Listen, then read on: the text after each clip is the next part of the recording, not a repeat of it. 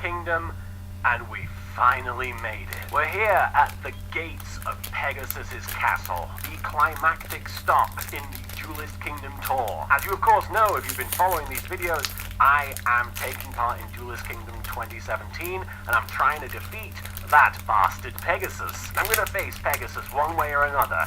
Even if it kills me, it probably will. Or at the very least, it'll put my soul in a card, I guess. But I think if I believe strongly enough, and if all you believe strongly enough, I'll have a chance.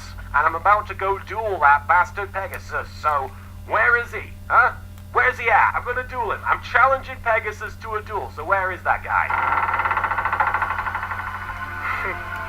Are you kidding me?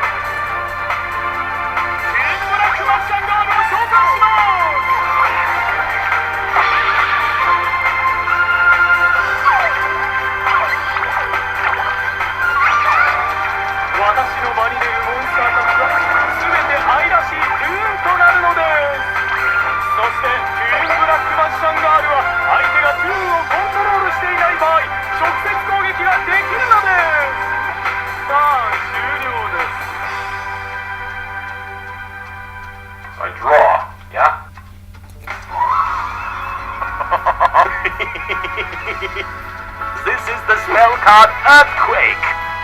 It says change all face-up monsters on the field to defense position.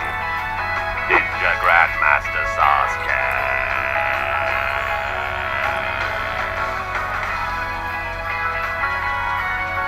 I'm gonna attack with Ninja Grandmaster Sasuke. Alright, I'm gonna put this trap card down here. 私のモンスターの攻撃を誘うためにオーケー私のターンいいでしょう竜の罠に足を踏み入れてあげましょう久しぶりに熱くなれましたレオ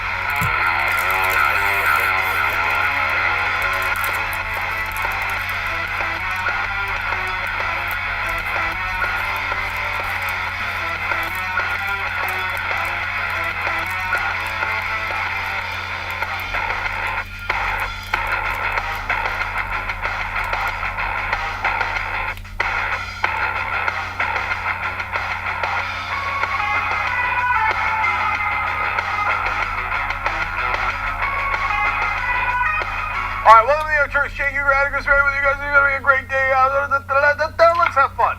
Okay? So, Avenatti, he's coming up in a second. Donald Trump thinks that planes are invisible. Literally. That's later in the program. Okay? I told you he is unbelievably stupid. Okay, so some fun stuff on the show in the show today, but also. As you're aware, from time to time we do anger. Well, it'll be one of those times. That's on the Medicare for All story. The Democratic leadership is the worst. They are doing exactly what I told you they would do. Exactly. Even worse than what I predicted. Some on the left are accusing these protesters who have been protesting Nancy Pelosi of being sexist. Even if some of them are women themselves. In fact, if you saw our video, we had exclusive cameras in there in the beginning, and then the rest of the press caught up. Most of the protesters were women. Yeah. Okay, and the congresswoman who showed up was also a woman. Okay, and by the way, what did I tell you guys? What did I tell you? What's the first thing that the establishment Democrats are going to do as soon as the midterm elections are over? They're going to play identity politics. Okay? Now, when you say, hey, Tucker Carlson, Fox News, Donald Trump is obsessed with white identity, and they play identity politics, that's 1,000% right? Mm-hmm. When we defend African Americans in this country, that is not identity politics. Mm-hmm. That's actually trying to get justice, okay? Mm-hmm. Identity politics is when you take issues that aren't real, and then use them. Well, hey, look, any criticism of Pelosi is sexist by definition. Any criticism of Ben Carson or Kanye West is racist by definition.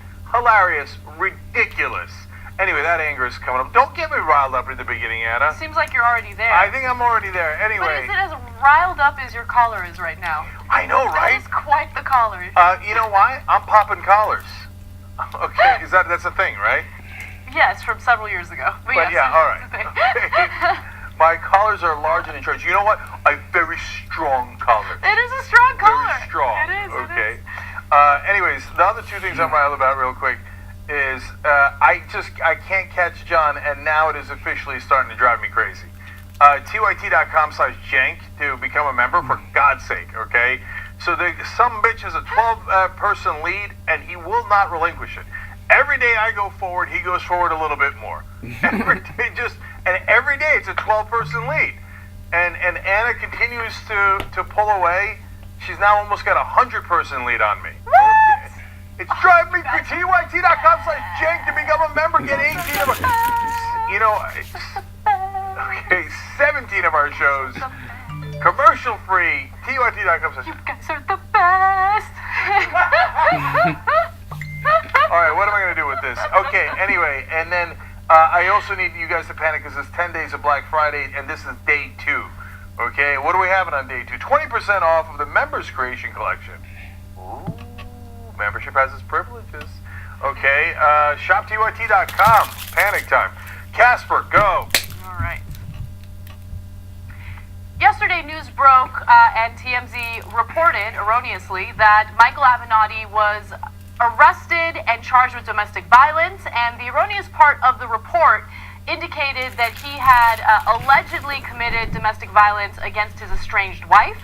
However, to correct that story, his estranged wife has come forward and said, no, that did not happen. In fact, I've never had any type of domestic violence issue with Michael Avenatti. He's never laid a hand on me.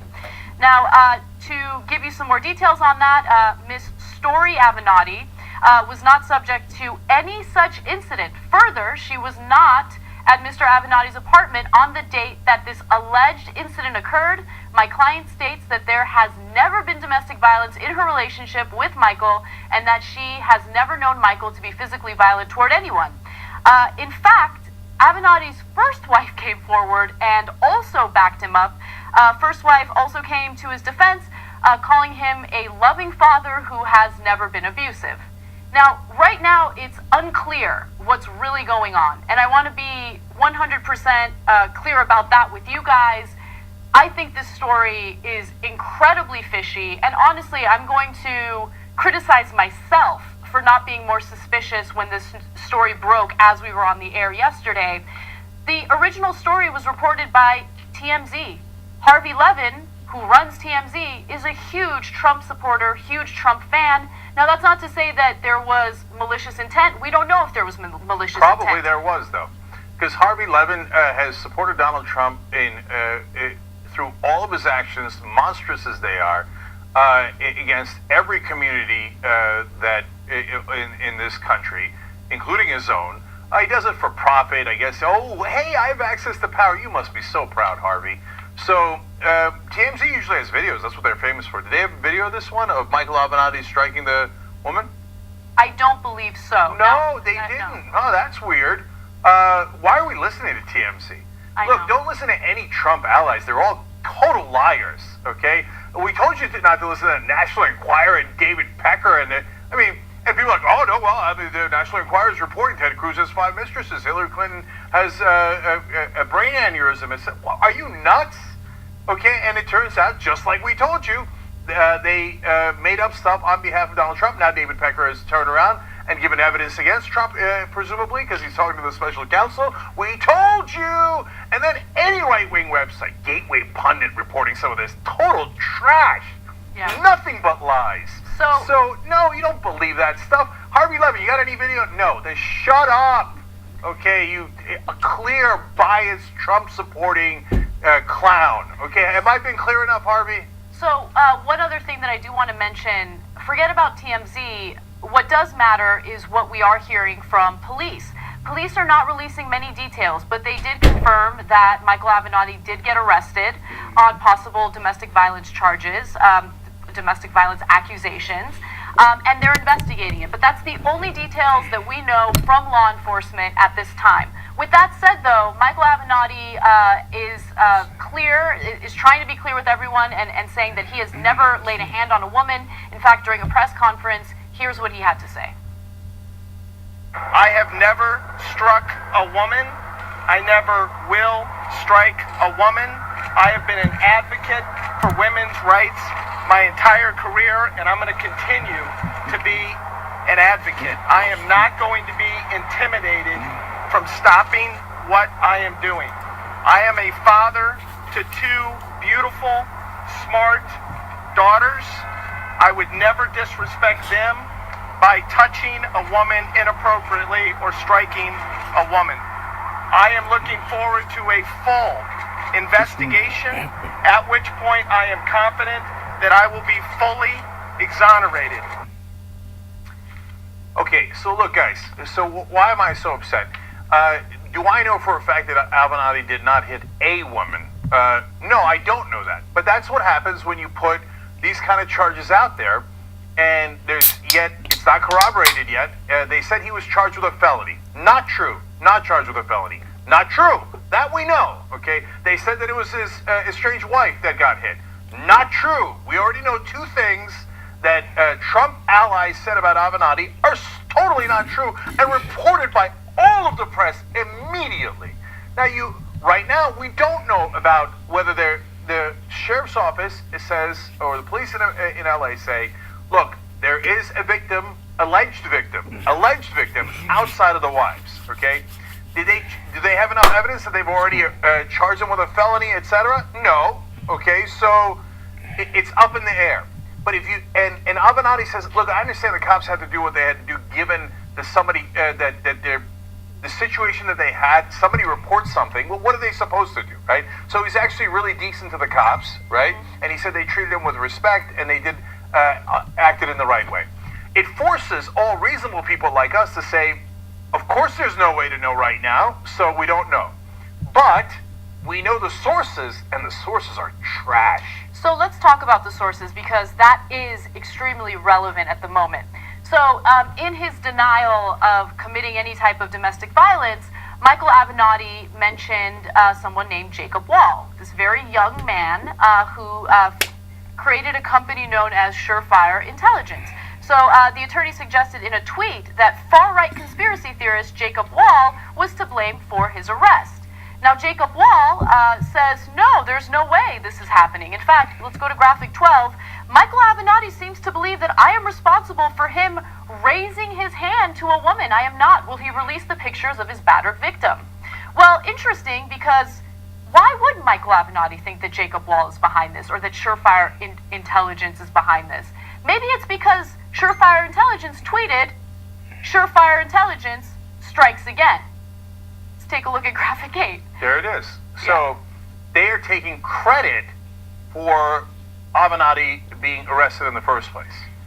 So now, it's possible that they're doing it after the fact, right? Like, oh, okay, we'll just jump in and try to. They're notorious liars, and I'll explain that that's fact-based in a second. Okay, so that's one possibility. The other possibility is they framed him, and right-wing frame people all the time.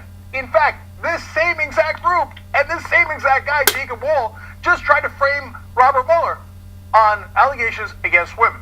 Yeah, rape allegations. Almost the same exact thing. Where one is, okay, rape allegations, totally unfounded, and is now reported to the FBI investigating Jacob Wall and Berkman, his partner in crime in that case, maybe quite literally, right? And in this case now, hey, look at that, another Trump opponent, and another set of charges about how domestic violence, and from the same guys. So I actually do want to get into that in more detail, because it gives you a sense of who Jacob Wall is, what Surefire Intelligence is, and how they are essentially doing smear campaigns and trying to go after people with criminal allegations that have absolutely no evidence, absolutely no credibility or merit behind them. So as Jake had mentioned, Jacob Wall had accused Mueller of committing rape back in the 70s. And he claimed that he had the victim, the woman, and he even had a press conference with Berkman.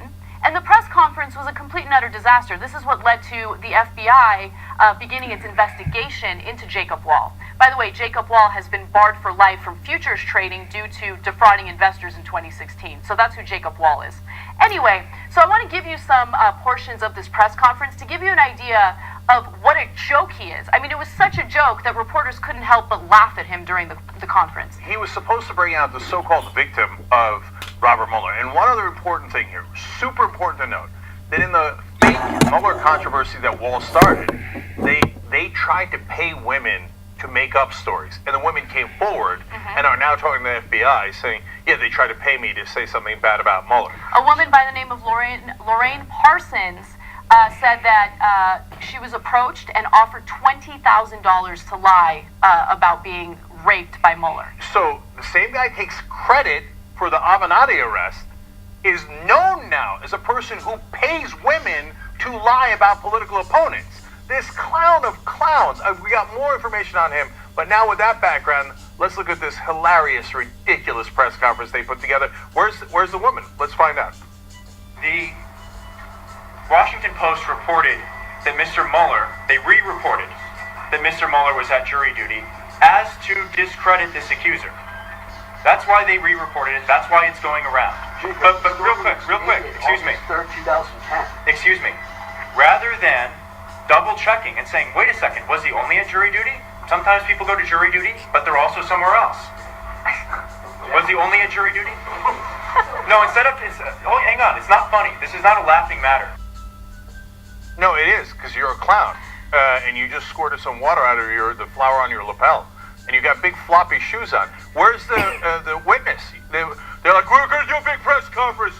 We've got a witness, we've got a woman who says that Mueller did terrible things. and then do the press conference, and everybody said ahead of time, and we covered it ahead of time, saying there won't be a woman. They've done press conferences like this before. Berkman, his partner, this is what he's known for. He's like, oh, I've got somebody who's going to be an amazing press conference, and nobody shows up. Every single time. He's like, this is not a laughing matter. Well, where's the woman? Oh, yeah, you made it up. Okay. There's more video that I want to show you, but before we get to that, I have to give you this other wonderful nugget. So Surefire Intelligence, of course, reporters are going to investigate it to try to figure out whether or not this is a credible organization. And so the company argued that they had international investigators. So you would go to the website to see who these international investigators are. And the person stationed in Israel was Bar Raffaeli, who is an Israeli supermodel. Well, they must be really well connected. No, look, that's why I said he's clown of all clowns. He's pretending to run this Surefire Intelligence thing. You go to the website and look at the pictures. Christoph Waltz, okay, supermodels, actors, etc.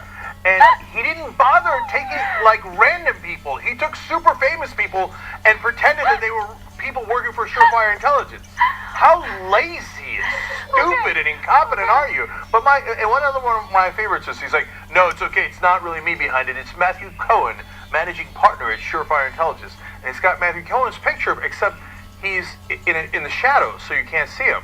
Like, first of all, who puts that picture up online where you can't see somebody's face? And then they figured out it's actually Wool's picture. Oh, you're such an idiot. And the phone number for the Surefire Intelligence headquarters goes to Jacob Wool's mom's house. He's doing it out of his mommy's basement. Out of his mommy's basement. And the entire national media took it seriously. It's amazing. No, to be fair to the national media, they thought he was a joke. They didn't report on it as if it was serious. Well, so I don't... But guys, look, I know we reported on it yesterday too, and I know that it's so tempting because news breaks, and then progressives, we're so fair, and we want to say, okay, if it's on our side, it doesn't matter at all, right? But TMZ is a Trump ally. They're not real. They're not a real news organization. National Enquirer is not real. Gateway Pundit is total crap. It's horse crap. Now, I know you didn't rely on them, and no one in their right mind should, but a lot of people in Washington do. Well, I don't know. That's a right-wing source. I have a source from the right wing, right? And so, look, and they put people in an impossible situation, because let's say that it was done to a right-winger. Okay, now Sean Hannity did not do this. I want to be clear, okay? I'm using it as a hypothetical. If somebody made up charges against Sean Hannity, and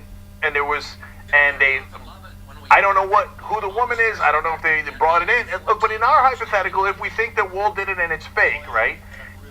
Right? So somebody says, oh, okay, here's a woman with Bruce's face, and Sean Hannity did it. Now, let's say it's not true, okay, and a left-wingers never do this. Never, ever, ever. It is not even. Do not call it even. They're goddamn liars, and our side almost never does it, okay? But if a left-winger did it, first of all, they'd be immediately disowned. No one would ever cite them or work with them again, right? On the right wing, they're celebrated and applauded. But how unfair would it be to Sean Hannity for the entire national media to say he's a wife beater? He beat a woman, right? And by the way, I see on social media today all day, left-wing people, progressives, say it, I'm done with Avenatti. Avenatti's the worst. How the hell is he supposed to recover from that? So if it turns out to be fake, what percentage of the people who saw the first story will see the second story? 25%? 35%? If he's lucky, 50%. Half the people will forever believe that he beat his wife, right? And so this is how they play dirty tricks, and the mainstream media aids and abets them by calling it even. Look, like I said, I made the mistake yesterday, and I feel horrible about it, and I should have been a lot more skeptical. But it's difficult to balance being fair with, being skeptical, because on one hand, I'm always worried that, hey, if it's someone on our side, do I have a bias that's so dominant that I avoid that story? So it's a juggling act. I should have considered the source much more, and again, I apologize, and we're going to correct ourselves every time we get something wrong. Look, and we didn't rely on right-wing websites like the mainstream media. It was TMZ. It was TMZ. and TMZ is, to be fair, and because we can't help ourselves, because we constantly are fair, where the other side is constantly, brutally, ridiculously unfair. Okay, TMZ is not National Enquirer. National Enquirer makes up stories for a living as a regular basis. That is their core business, right? TMZ often breaks stories that are real, and it's including about domestic violence. Okay, Chris Brown, for example, et cetera, right? But now we know Harvey Levin, turns out, doesn't care. And he will choose political bias over the truth. So that's it. We're done with TMZ. And no one, if you're a respectable news organization, you should never quote TMZ again. Because they do propaganda for Donald Trump. Okay, now we know. Lesson learned. Lesson learned. So I promised, and it's kind of awkward to play these videos now because we moved on from the Jacob Wall portion of this conversation, but just for shiggles, because it's too much fun. Here's the second video of the press conference that Jacob Wall had with Jack Berkman. So you're 20 years old, Jacob, right? You're 20 years old. Describe to me your investigative experience. And when did you get this honorary Harvard Law degree? It's a figure of speech. Okay. Okay, so you're 20 years old. What is your background as a professional investigator? Like I said, I've done a handful of matters. I've done a handful of matters like this over the years. My mission here is not to establish a narrative. It's not to follow an agenda. It's to bring forth. Hang on. It's to bring forth the facts and let the facts speak for themselves, and that's what we've done. But Jack Berkman, I get that he's a bad guy, but I feel like even bad guys understand that it's not a good thing to associate yourself with someone that stupid. An honorary degree from Harvard is not a figure of speech. That's just not a thing. That's not a thing. So, look, we get it. Okay, I'm not blaming the media for believing Jacob Wall, although sometimes they have in the past. And much more important than Jacob Wall is the people he's connected to, Gateway Pundit and other trash on the right-wing side who constantly report lies, okay? But Harvey Levin has got a lot to answer for. So was one of your sources Jacob Wall? We already know that you completely incorrectly reported that Avenatti hit his wife. We know for a fact that's not true. So who was your source? Are you trash, just like Jacob Wall? Do you also have an honorary degree from Harvard that's a figure of speech? So people should ask Harvey Levin these questions, and if he doesn't have good answers, you should never, ever, ever quote TMZ again. One final video, and then we got to go to break. But come back after the video. Let's take a look. Gentleman in the back. Yes, sir. Are you both prepared for federal prison? No, we are not.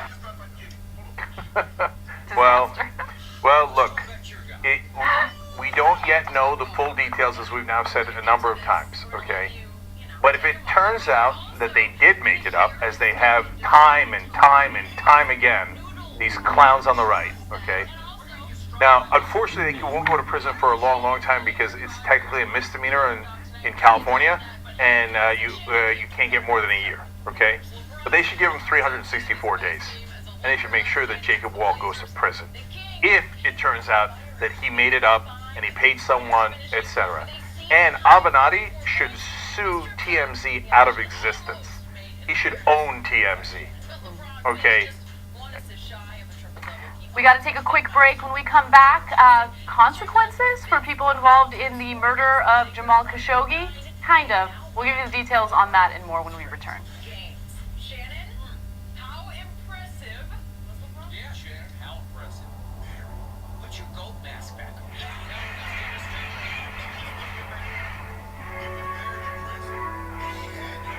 It wasn't a plan, it just happened. I didn't expect it to go this far.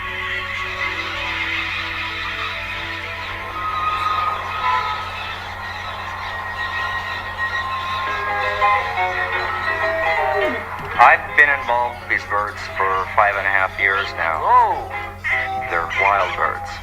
The only thing that anybody could think of is that they flew off from a ship. A tractor was delivering parrots, had and exited. There was this crazy woman who had a store, and she opened up all the doors and birds flew all out. As all these wild parrots, they were a big mystery to me, and I wanted to find out who they were. I was the only one studying them. I was always worried that people were going to think of me as eccentric. How do you get so attached to an animal?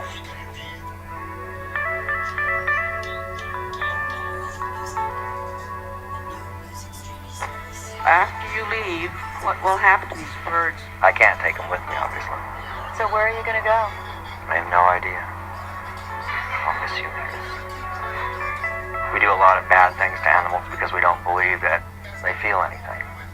They're afraid of death, they're afraid of injury, they're afraid of being alone.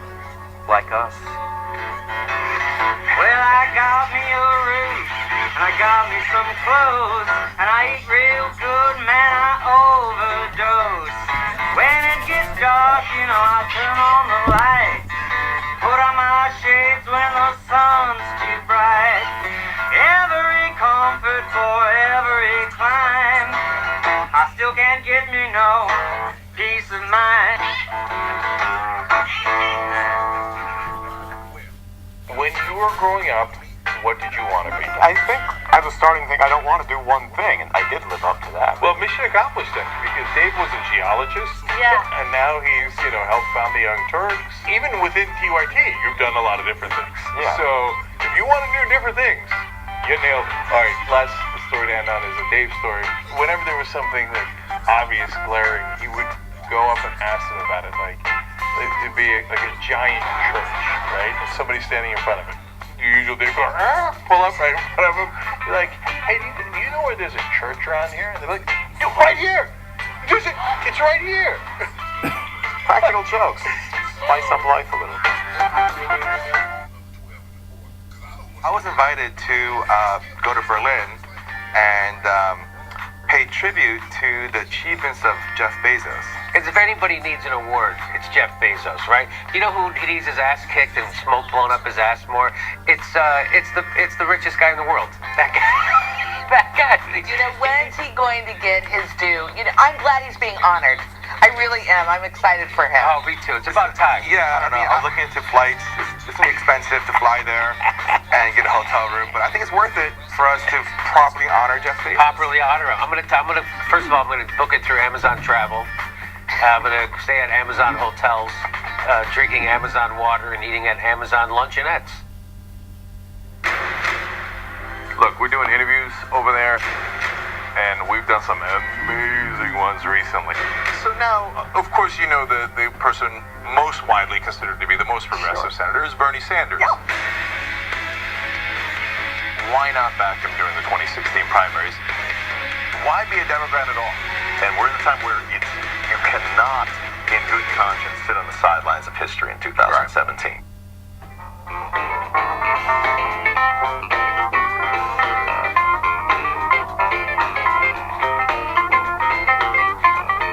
All right, back on the Young Turks. Luis from the member section writes in, Jake asked how we heard about TYT. In a Buddhist chat room, a gay Buddhist man who lives in an Asian country where Buddhism is frowned upon would post TYT videos. That was maybe 4 years ago. I got hooked and finally became a member. Luis, I love that story. So, man, that makes life worth living. Like the idea that in a completely different country, there's a man who's oppressed because of his beliefs and his identity. And the way he fights back is by posting our videos. It's the greatest thing I could hope for. And so thank you guys. And if you're a member, you also did that. We say it all the time because it's absolutely true. We cannot do this show without you. And so thank you to all of you, okay? And in fact, we're going to do on November 20th a Thanksgiving show where we're going to do stories about what we're thankful in our personal lives, but thankful to you guys for the different things that you have sent in. So there's two things to check out next week. November 19th, we're going to do a special free postgame. Now, normally postgames are just for the members, but this one's going to be available to everyone, but people are going to ask us questions. The people asking us questions are all members, and you'll get to see a lot of them on video. So it's this cool technology where they basically video conference with us and ask us questions live. Everybody will get to see it, but only members ask questions. So tyt.com/join to become a member, and then on November 20th, we're going to do 3 hours after the show. of Thanksgiving special, and there are huge surprises on that show. Do not miss that show. You're gonna absolutely love it. Okay. So one last comment here because we're running short on time. This one's from YouTube Super Chat. Kabol's Tam writes in, you guys consistently go out of your way to attempt to put aside your bias and be objective and fair. Thank you for being a bastion of journalism in a landscape of information warfare. And it's true. And man, if it's a thank you for saying that. And if it's a real story about someone on the left, as there's been plenty, we report it. We don't hide it. We never lie about the right wing. And we got one-sided who lies. You got the mainstream media who calls lies and truth equal. And then you got us who are honest about our perspective and trying our hardest to get you the real facts. So thank you for noticing that and appreciating. We appreciate it. And look, guys, one last time. We all do it together, right? That's why we call it Homo Progressives. And when I say it's not just us, it's you guys that are the Young Turks. Without membership, we don't exist. So if you can, insider, activist, any level you can, at tyt.com/join. All right, thank you. All right, Anna, what's next? All right. Following the murder and the dismemberment of a Washington Post journalist, Jamal Khashoggi, it appears that there will be some consequences for some of the individuals involved, but no consequences for the main person involved. Now, let's just get this out of the way. Saudi Prince Salman will not have to deal with any consequences, but a number of people who work below him will. So Saudi prosecutors said that they would seek the death penalty for 5 people allegedly involved in the murder of journalist Jamal Khashoggi. A total of 11 people were charged, the Saudi Public Prosecutor's Office said, adding that the 5 people facing capital punishment were directly involved in ordering and executing the crime. So what the prosecutors allege is that, well, they actually contradict themselves. So one of the accusations is that there was really no intention to murder Khashoggi. The bad actors showed up and they gave him a sedative that he unfortunately overdosed on. And at that point, the evildoers panicked and decided to dismember his body. The other accusation is that no one intended, like there was no intent to kill him. They say Khashoggi resisted going back to their country and was killed. However, his murder was premeditated, as we had announced before. That's what the Turkish officials are saying based on the audio and the evidence that they have. But go ahead, Cenk, you want to jump in? I'm going to find the contradiction in a second. So, you don't bring a bone saw to an interrogation. And you only bring a bone saw, as they did with them, unless you're going to dismember the guy. That's why you bring it, right?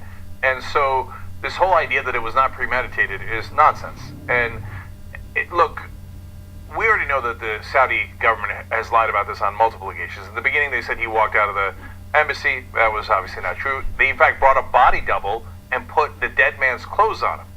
How's that for premeditated? We have pictures of the body double with Khashoggi's actual clothes on him after they had murdered him, okay?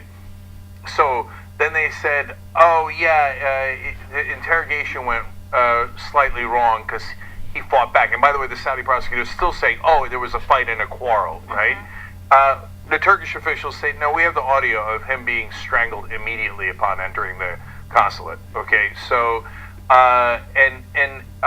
you don't bring a 15-person assassination team to do that.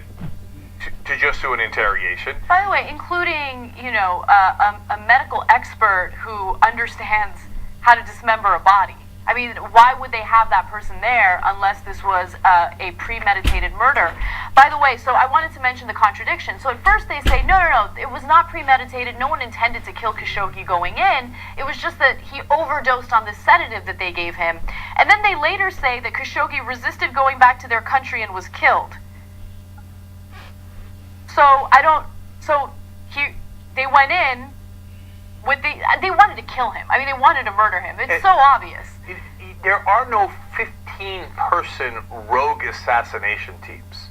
Okay, that's ordered by the highest people in the country, and that is what logic dictates. Now, they say, well, you don't have a memo of the Crown Prince ordering it, so we get to get away with it. Congratulations, you must be so proud.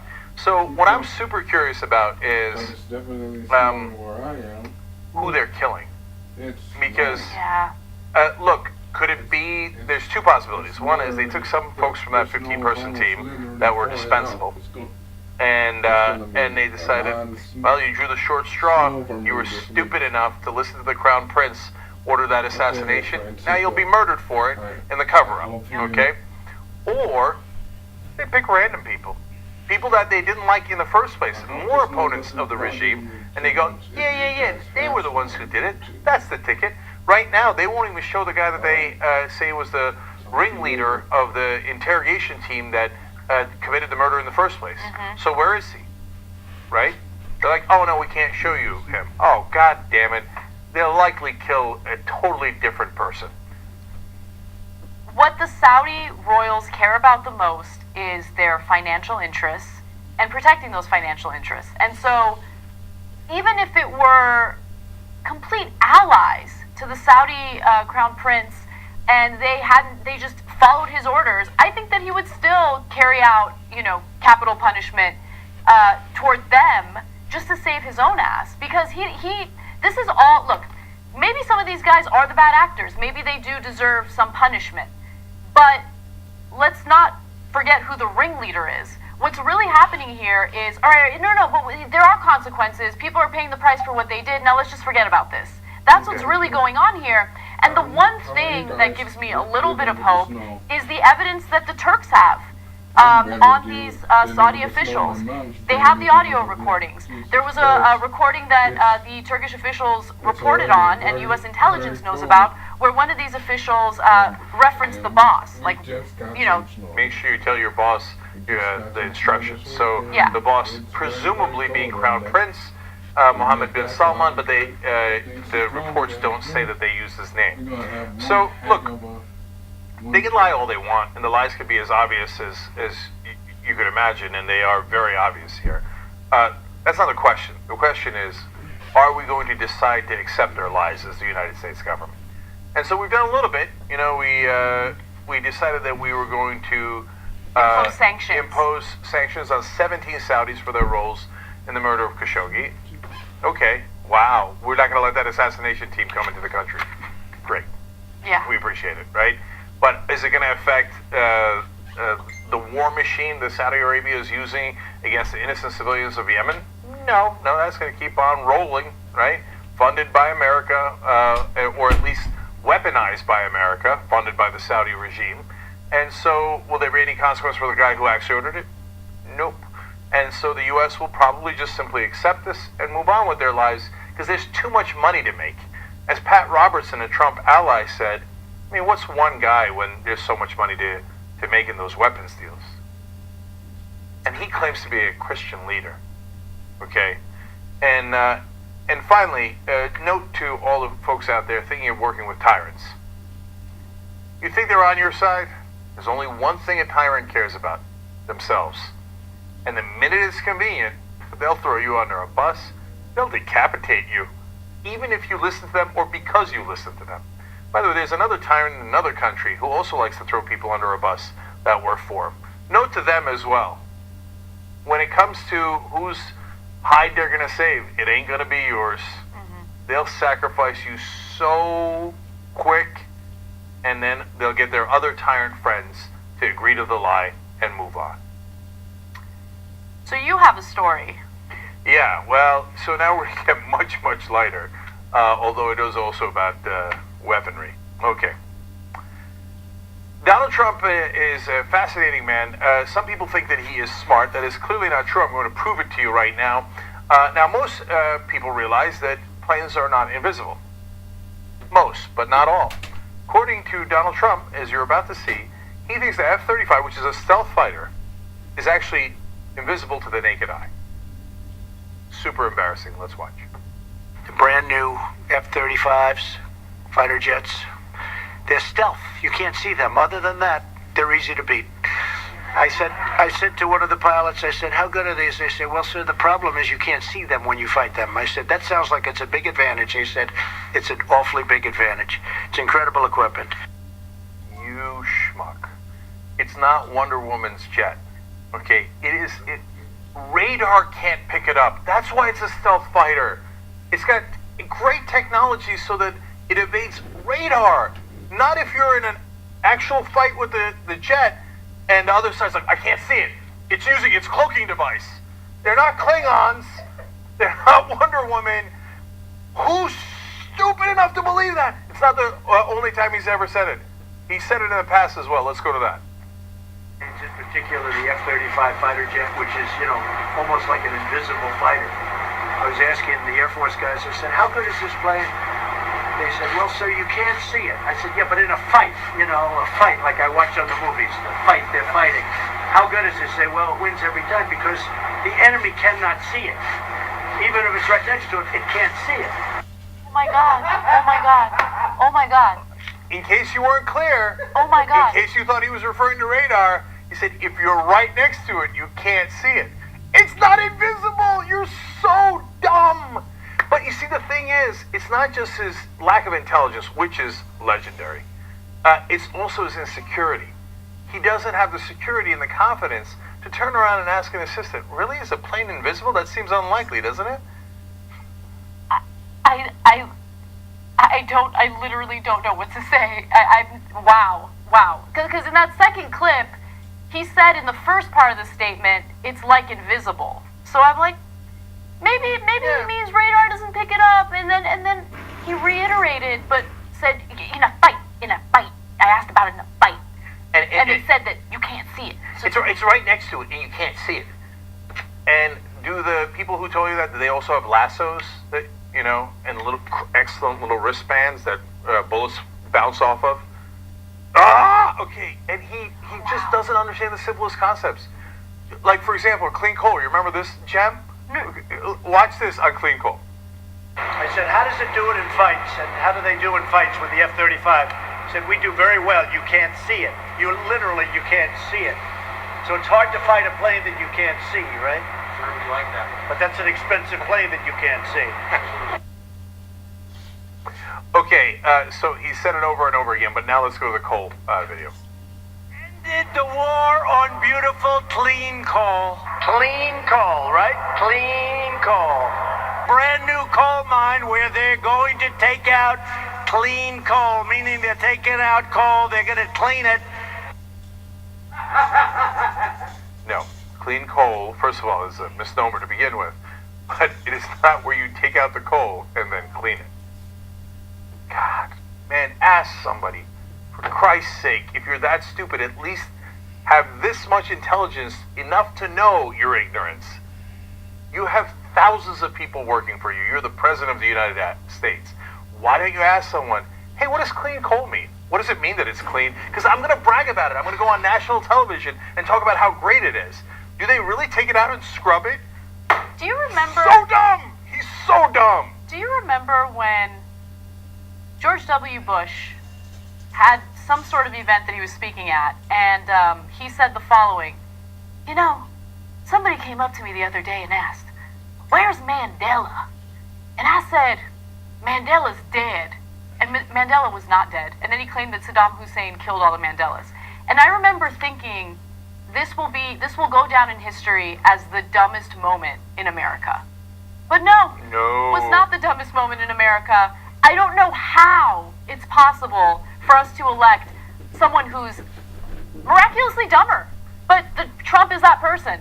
Yeah. Trump is that person.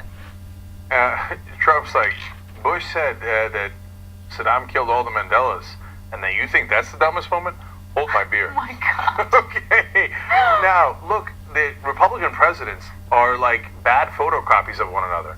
Like Ronald Reagan was already not bright, and people had to feed him lines. He was an actor. Sometimes he couldn't even remember his lines, and people were like, "Whoa, man, he's really not bright." Okay. Then you got George W. Bush, and you're like, "Sorry, Reagan. Turns out that's really dumb, right?" And another one from from Bush was, people like to lie. That like disassemble. That means to lie. And it was obviously his word of the day, but no, that's dissemble, not disassemble. That means to take apart. Okay. And so then you thought, well, you can't beat that. You can't beat that. They're like, no, one more photocopy, and then you got Trump. Puerto Rico is an island surrounded by water. Big water. Ocean water. From the standpoint of water. Okay, this is the Republican Party. If you're a part of it, congratulations. You must be so proud. Let's take a break. We'll be right back.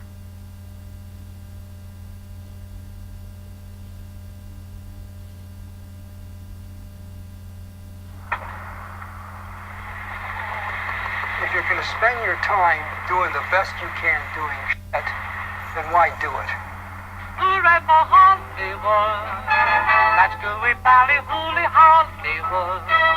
Where any office boy or young mechanic can be a panic with just a good-looking pan.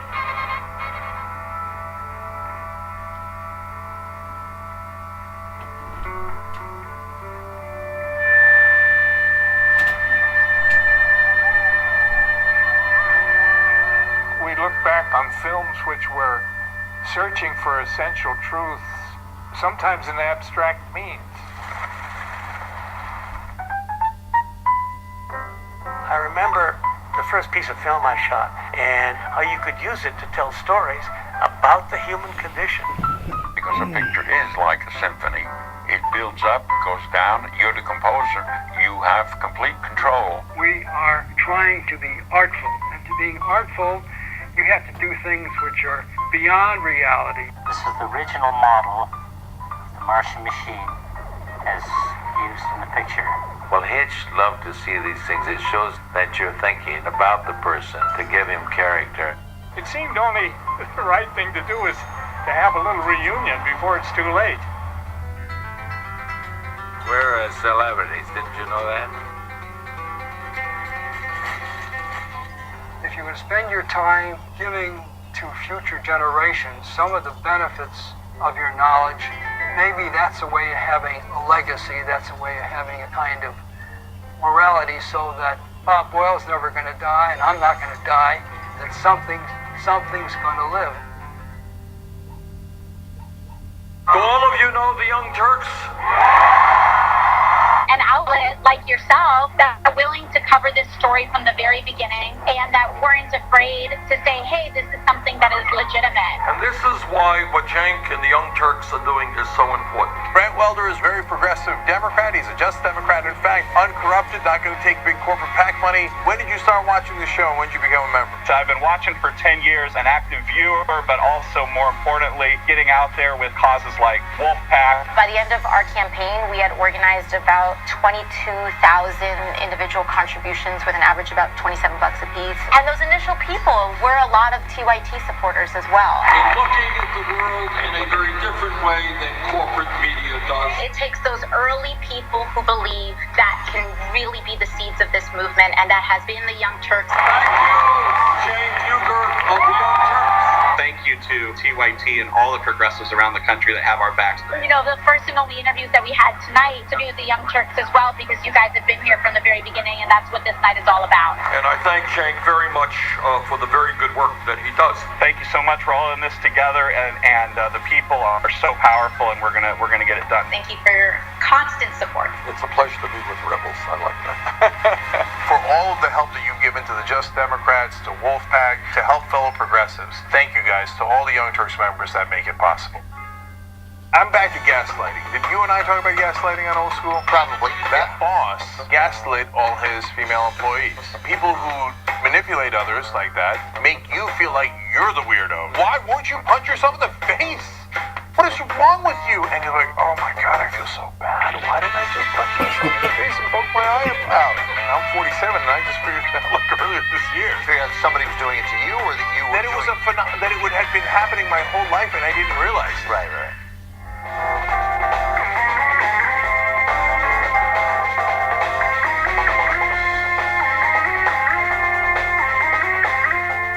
All right, back on the Young Turks. Two quick comments for you guys. Well, three, and then we'll move on. The Stu822 writes in, we won't accept the assassination team into the country, so were we normally going to let them in? It's a good question. And they also got sanctions on top, to be fair. I Am Sock says, like I see in the movies, quoting Donald Trump, set by the man in charge of the nukes. I know. Okay. I want to be ignorant. Like, I don't want to know about this stuff. It's so terrifying. Yeah. By the way, I lied. I'm going to do 2 more comments. Vertinis writes in on Twitter, well, of course the Saudis are going to give the murderers the death penalty. Can't have them talking about this later on. Well, that's a very good point. Whoever they are, whether they actually were the murderers or not. And on YouTube Super Chat, the Blue Wave Continues writes in, an important runoff election in the race for Georgia's Secretary of State on December 4th. Support Democrat John Barrow, so that we can defeat Trump in 2020 through a free and fair election in this swing state. Thank you for writing that in. That is very important. We appreciate that. Okay, now, Democratic leadership and anger. Let's do it. All right. With Democrats taking charge of the House of Representatives, some of the more progressive members of Congress are pushing for a vote on Medicare for All legislation. Now, it's abundantly clear that this is legislation that's unlikely to go anywhere, especially considering the fact that Trump's the president and Republicans still control the Senate. But the whole point of this is to place pressure on establishment Democrats and party leaders who have not done nearly enough in securing a single-payer healthcare system for Americans. So supporters say they're going to push for a vote and organize grassroots efforts to pressure Democratic holdouts to sign on to the legislation. Now, some of these Democratic holdouts have released some statements about this, and it gives you an idea of how incredibly pathetic and weak they are. We'll get to that in just a second. But Representative Pramila Jayapal, who's awesome and also the co-chair of the Medicare for All caucus in the House, told supporters on an organizing call that simply expressing support for the idea is not enough. In fact, she was quoted as saying, when we have that majority, we need to make sure that we put it to use. Could not agree more. 100% right. Go get them. Now let's talk about some of the more establishment Democrats who are fighting back. Like right now, they're fighting back subtly, but when push comes to shove, they will play dirty tricks to try to prevent this from happening. Now, Congressman Ron Kind said many House Democrats, including members of the leadership, are not on board with the idea of government-run universal health insurance. Yeah. But I don't care what they want, okay? What you should be on board for is what the vast majority of Americans want, which is universal health care. Medicare for All, it polls well. The majority of Americans want Medicare for All. So I don't care what you and your corporate cronies want. What I care about is what the American people want and making sure that people who were elected to represent the American people do the right thing. Seems like Ron Kind isn't interested in doing any of that. Okay, so this is a perfect story for what's wrong with Washington, because it has Democratic leadership being feckless and weak and pathetic as usual, and it has the mainstream media, in this case The Hill, reporter Peter Sullivan, with an article that backs up the establishment, gives no facts for the progressives at all, and smears them. Okay, so on Ron Kind, he said, it's not realistic that given that the Republicans control the Senate. Yeah, but you control the House. So instead of going, oh, but the Republicans won't let us, why don't you try? I know for Democratic leadership that seems like a crazy idea. What, you mean like present our case and fight for it? What? I don't understand what you're saying. Then how would I immediately surrender to the Republicans? Look at that preemptive surrender. Oh, but the Republicans control the House, the Senate. What could I do? I can't do anything. Right. You have a mouth, don't you, Ron Kind? Can't you just also talk and make your case? But you don't want to make the case because you're actually corrupt. And you take money from those same healthcare industries that the Republicans take money from, and they use the Republicans as an excuse and a shield not to do anything when you control the House. So I want to get to the press in a second. Yeah, so I just wanted to quickly add, look, this is when Republicans were attempting to repeal the Affordable Care Act. And I'm not talking about recently, I'm talking about in the beginning when they first started trying to repeal the Affordable Care Act. A common criticism that we would hear, not just from left-wing pundits, but also from members of Congress, Democratic members of Congress, was, look, they want to repeal it, but they have no other ideas. They have no other plan to take the Affordable Care Act's place. And that was not only a common criticism, that was a valid criticism. The whole point of this Medicare for All proposal and the proposed legislation and vote is about applying pressure to these corporate Democrats. That's part one. But part two is showing that there is a unified effort among Democrats to push for a healthcare system that would actually be successful, that wouldn't just provide access to health insurance, but would provide healthcare coverage to every single American. They don't want that. They're corrupt. Okay, so I'm going to explain why in a second. But first, I want to go to Peter Sullivan wrote this article for The Hill. But look, to be fair to him, almost everybody in mainstream media in Washington writes crap like this. Okay, they regurgitate stuff that is fact-free, totally right-wing propaganda, and by the way, aided and abetted by Democratic leadership. So then, if you ask Peter Sullivan, my guess is he would say, I don't know, the Republicans and Democratic leaders both agreed that Medicare for All is terrible. So I just wrote an article that said they both agree that it's terrible and that we shouldn't do it. And the progressives are not realistic. They're not pragmatic. So I wrote it down because I'm not a reporter. I'm a stenographer, just like every other reporter in Washington. Anyway, so I'm going to give you evidence, though. He wrote, Republicans use Medicare for All, otherwise known as single payer, as a leading area of attack on Democrats during the 2018 midterm election. But wait a minute. Peter, don't you want to point out a couple of things here? Number one, Anna's right when she said, no, they didn't. Democrats used healthcare as their number one issue. The Republicans hid from the issue of healthcare, so that's actually factually totally incorrect. So then, number two, if they did use it to try to defeat the Democrats in the House, how'd that turn out? The Democrats have already picked up 34 seats. There's 8 seats still left undecided. They'll likely have about 36 seat pickup.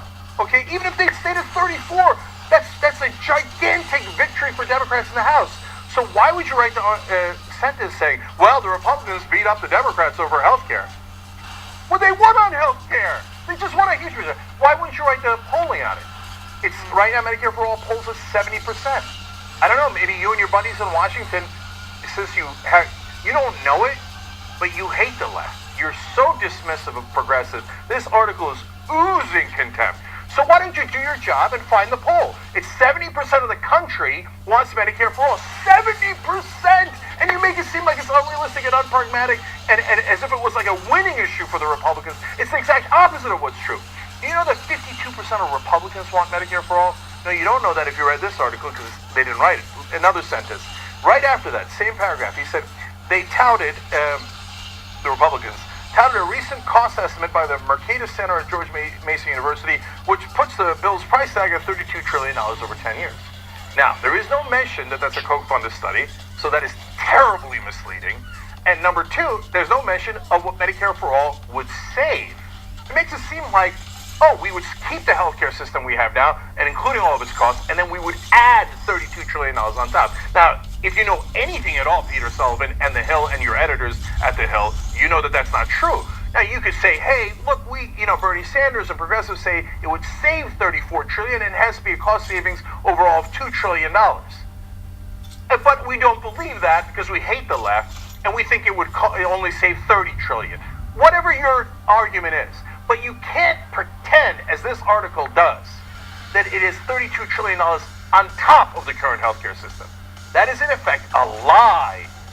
That's a common trick. Now, look, I don't know this writer, and I don't know his true intentions. It appears that he doesn't have good intentions, but I don't know without. I don't know, and I don't care about his intentions. But I do want to make sure that and you guys are so smart. You probably already know this. But for anyone who might be joining in for the first time, understand that that is a common trick, a common tactic by people, corporatists, both Democrat and Republican, who do not want a single-payer healthcare system. They make it seem as though, as Jake perfectly mentioned, that this would cost an additional, $34,000 trillion, and that is not the case. It would replace the healthcare system that we have right now, which is wasteful, and unfortunately, we pay a lot for in the form of private insurers and in taxes, but unfortunately we don't get the care that people in European countries get. I mean, look, I mentioned this during a recent debate that I had on Medicare for All, and it's amazing that the very people who keep pushing and lobbying for us to give foreign aid to countries like Israel that offer universal health care will then turn around and say the U.S. just doesn't have the resources for universal health care. I'm sorry. Okay, well, apparently Israel's able to do it, so why are we giving them money if we don't have the resources to do that for our taxpayers? Now, I'm not making a case against foreign aid. I'm just saying that it's a disingenuous argument when they say we don't have the resources. Why doesn't a single reporter ever report that the entire rest of the developed world, all of Europe, has single payer? Like, somehow it's unrealistic, not pragmatic, but the rest of the world does it. Somehow, what are they, geniuses? Are we stupid? What is it? Anyway, I'm not anywhere near done with the Democrats yet. I almost call them Republicans because, in fact, that is really what they are, these Democratic so-called leadership. So, Frank Pallone from New Jersey says that we should just shore up the Affordable Care Act. Just give you a little bit of change.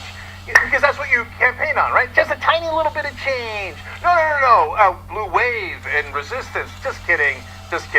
So he says, I've always been an advocate for Medicare for all or single payer.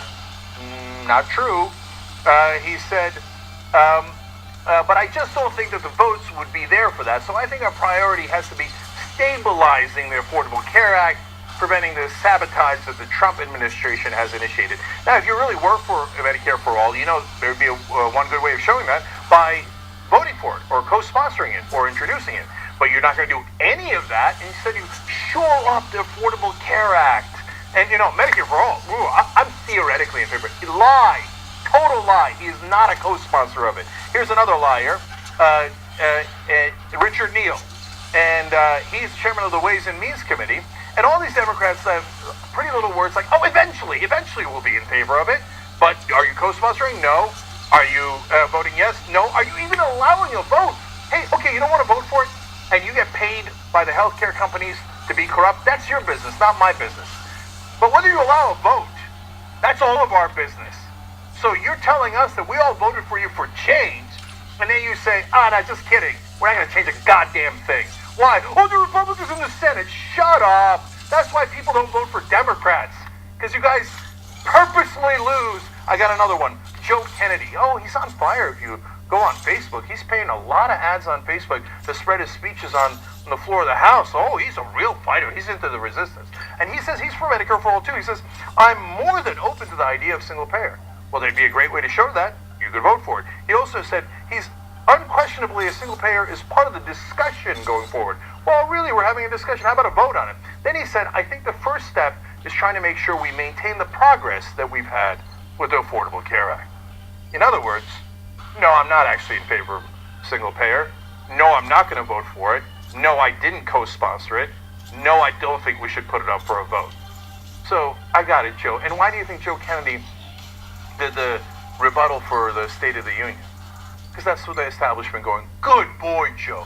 Good boy. Good boy. Why do you take the corrupt money from the healthcare industry and do their bidding? Let's just put a Band-Aid on the Affordable Care Act. Let's not do what 70% of the country wants, over 80% of Democratic voters want, and what they just voted for. Let's not do that. Instead, let's play games. The last one, Nancy Pelosi herself. So Pelosi said in June that ideas like Medicare for all, quote, would have to be evaluated in terms of the access that they give, the affordability of it, and how we would pay for it. Oh, thank you, Nancy. Why don't you just repeat a Republican talking point? How are you going to pay for that? How are you going to pay for that? Yeah, I got Republicans who say that. We actually know how we're going to pay for it, and we've said it over and over again. We don't need the Democratic leader to parrot the talking points of the Republican leaders. They're pathetic. They are corrupt. And they were never, ever going to do anything they promised. So that's who Nancy Pelosi is. And likely, the rest of a lot of those corrupt Democrats will probably make her Speaker of the House. So I don't know if I've been clear enough. This is, I know, verboten watching. And everything I've said here makes heads explode. Oh, Nancy Pelosi, master legislator. Hey, Nancy, I thought you were a master legislator, right? So, Representative Pelosi, this is a perfect opportunity to be a master legislator. You're the one who said it, not me, right? Why don't you pass Medicare for all? Then I will scream from the rooftops that I will turn right around because I care about facts. And I will say Nancy Pelosi is a master legislator. But right now, the master legislator is running for the hills. Going, oh, no. Republicans are right. How are we going to pay for it? How are we going to pay for it? The Republicans are right. Oh, what a master legislator. Pathetic. Schumer in the Senate, he gets away with everything. Why isn't his ass on the line too? Let's go. I mean, in the House, they at least have the majority of the Democrats who've co-sponsored it. Schumer, where are you? Where are you? Nowhere. He's waiting for promises from Mitch McConnell. Oh, okay. Well, I'm sure Mitch will want to do this right away. Yeah. And then they wonder why people are upset at Democratic leadership. This is why. We knew you weren't going to do it. Okay, so I'm glad that the monsters that are the Republicans are not in charge. But I can't wait to primary every one of these people and drive them out of Washington and get real people who are going to actually do what they promised and deliver on health care for everyone in the country. So that if a child gets sick in this country, we are not going to let them die. Young Turks.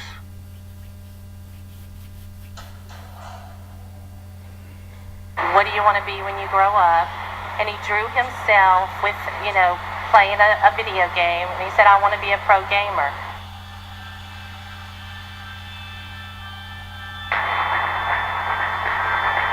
People actually can play video games for money. Back in 2006, you told somebody that he played games professionally and they just kind of give you a weird look. What do you mean, just like sits on his couch all day and, eats potato chips and plays video games? This is their job. This is how they make money. They work as hard as professional athletes. If it's sustainable, if we can keep this going, esports is going to be absolutely huge.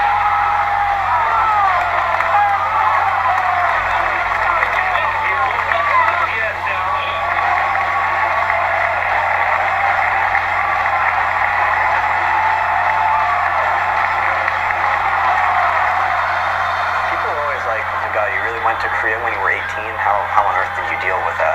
All of my time was spent playing, because the Korean StarCraft 1 teams, you play 10 hours a day, you don't leave the house. You don't have to take care of yourself.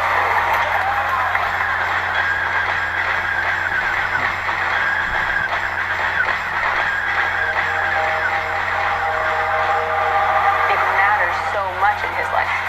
He didn't even really finish high school in the normal way. He didn't go to college. He left everything behind.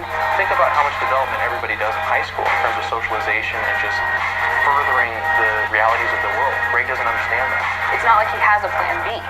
StarCraft is his plan. Athletes shouldn't be role models. Neither should we. We're here because we're really good at games. That doesn't say anything about your personality or ethics, morals, anything like that.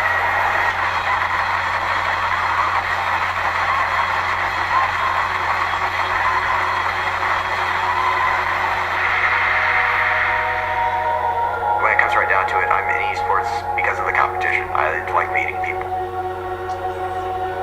What's up, everyone? Welcome back to No Filter. Hey guys, welcome back to No Filter. Do you guys like that intro music? I hope you enjoyed that CSI-like intro music that brought you into the program today. I don't know how to describe it. It's the People's Court type of music. All right, with that said, let's get to the news. Last Thursday, an employee at the store called 911 to report that the men were trespassing because they hadn't purchased anything. What? That is one of the most insane arguments I've heard. Trump's administration would like to protect the big banks and assist them in screwing you over. We should have a government that protects us. Yeah, I'm putting you on blast. Now, with that said, I want to move on to another injustice in the country, and that has to do with CEO pay. Teachers in several red states are making headlines protesting the fact that their districts have been severely underfunded. They haven't received raises in years, sometimes decades. Damn, keeping it 100.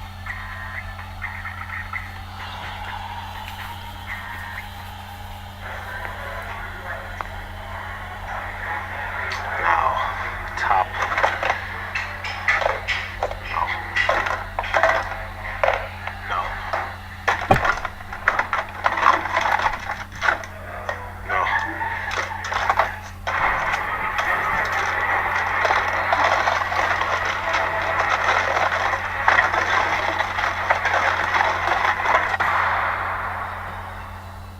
My name is Cassandra Hanks. I've been with TYT for 3 years. I am a video editor and a photographer. The main perk for working for TYT is, as being their main photographer, I get to photograph and sometimes meet some of the celebrities that come through. Susan Sarandon was amazing because she brought her dog Penny. Tom Morello is probably my favorite because I love rock music. Meeting people like Joss Whedon and Quentin Tarantino has been some of the reasons why I got into filmmaking and photography was like a dream come true.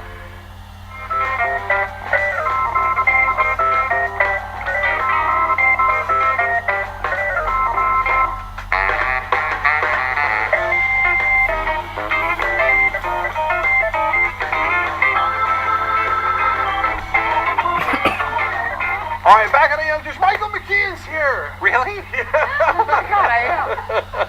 so cool. All right, so Michael, I've seen almost everything you've done. No, that's so not true. Okay. But go ahead. I know. That's There are not- some things I will never let you see. and you've had such a storied career that I'm sure that it's nowhere near true. But Spinal Tap, Best in Show, The Producers, Better Call Saul. I mean, it goes on and on and on. But those are all legendary. Yeah.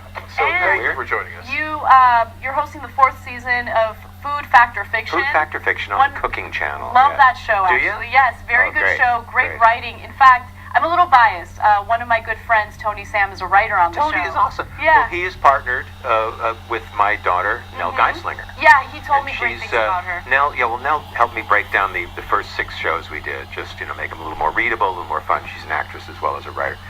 And so eventually they just said, let's hire this Nell girl. She's good. And so she and Tony are having a great time. They had lunch today, as a matter of fact. Oh, that's awesome. Yeah. All right, good to see you out without your tinfoil Yes, in front of yes. all these lights. It was actually Mylar, just so you know. Oh, is that we right? used, I think what it was standing in for something else with a long name that I can't remember. Yeah. That's from Better Call Saul. Terrific show. You should check Thank out. you. All right, let's do the stories. All right. There has been the release of a new report referred to as the Defense Strategy Report, which fearmongers about potential war with Russia and China to convince the government to spend more taxpayer money on defense. I'm not kidding. You should read the report and what they're claiming. And we have some evidence, some additional research to show you how much waste is happening at the Pentagon. But first, let me give you the details about what this report indicates. The National Defense Strategy Commission warns that America has reached a crisis of national security due to a combination of political, financial, and international issues and might struggle to win if faced with numerous conflicts at the same time. I believe we're already involved in numerous conflicts. I don't know. Okay, so the U.S. military, according to this report, could suffer unacceptably high casualties and loss of major capital assets in the next conflict. It might struggle to win or perhaps lose a war against China or Russia. The United States is particularly at risk of being overwhelmed should its military be forced to fight on 2 or more fronts simultaneously. I don't know why they're already mentioning China and Russia. There's no reason for us to believe that we're going to engage in war with China and Russia. There was also a little bit of fear-mongering in the report in regard to Iran, another country that we did not need to escalate any type of conflict with, but unfortunately, Trump decided to pull out of the Iran nuclear deal.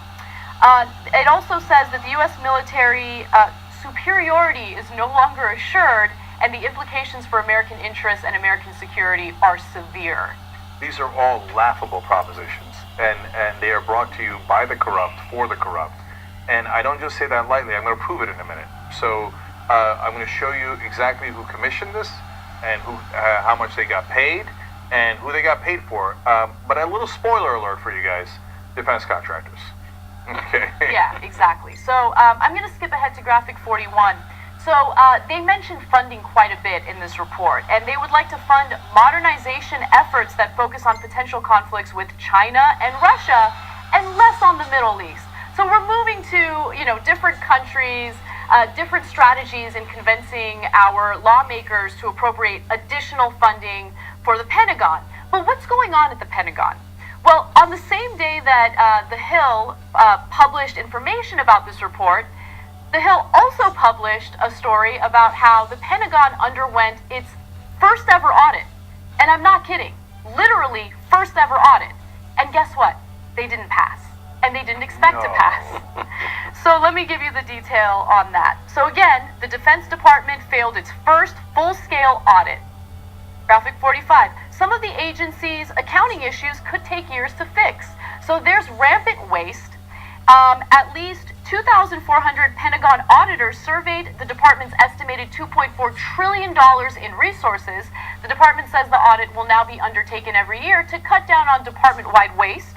In fact, Deputy Secretary of Defense Patrick Shanahan said the following: "We failed the audit, but we never expected to pass it." But you must be so proud. Right. He also said, I should have used that excuse with my parents. Nah, Well, wouldn't work. yeah, I was too smart for that. Yeah. Hey, Dad, I failed the math test, but don't worry. I never expected to pass it. One more quote from him. I mean, it's maddening, and it's so brazen. He also says, "We never thought we were going to pass an audit. Everyone was betting against us that we wouldn't even do the audit. So good pat on the back for doing the audit. Congratulations." For the defense industries, waste is not the bug; it's the feature.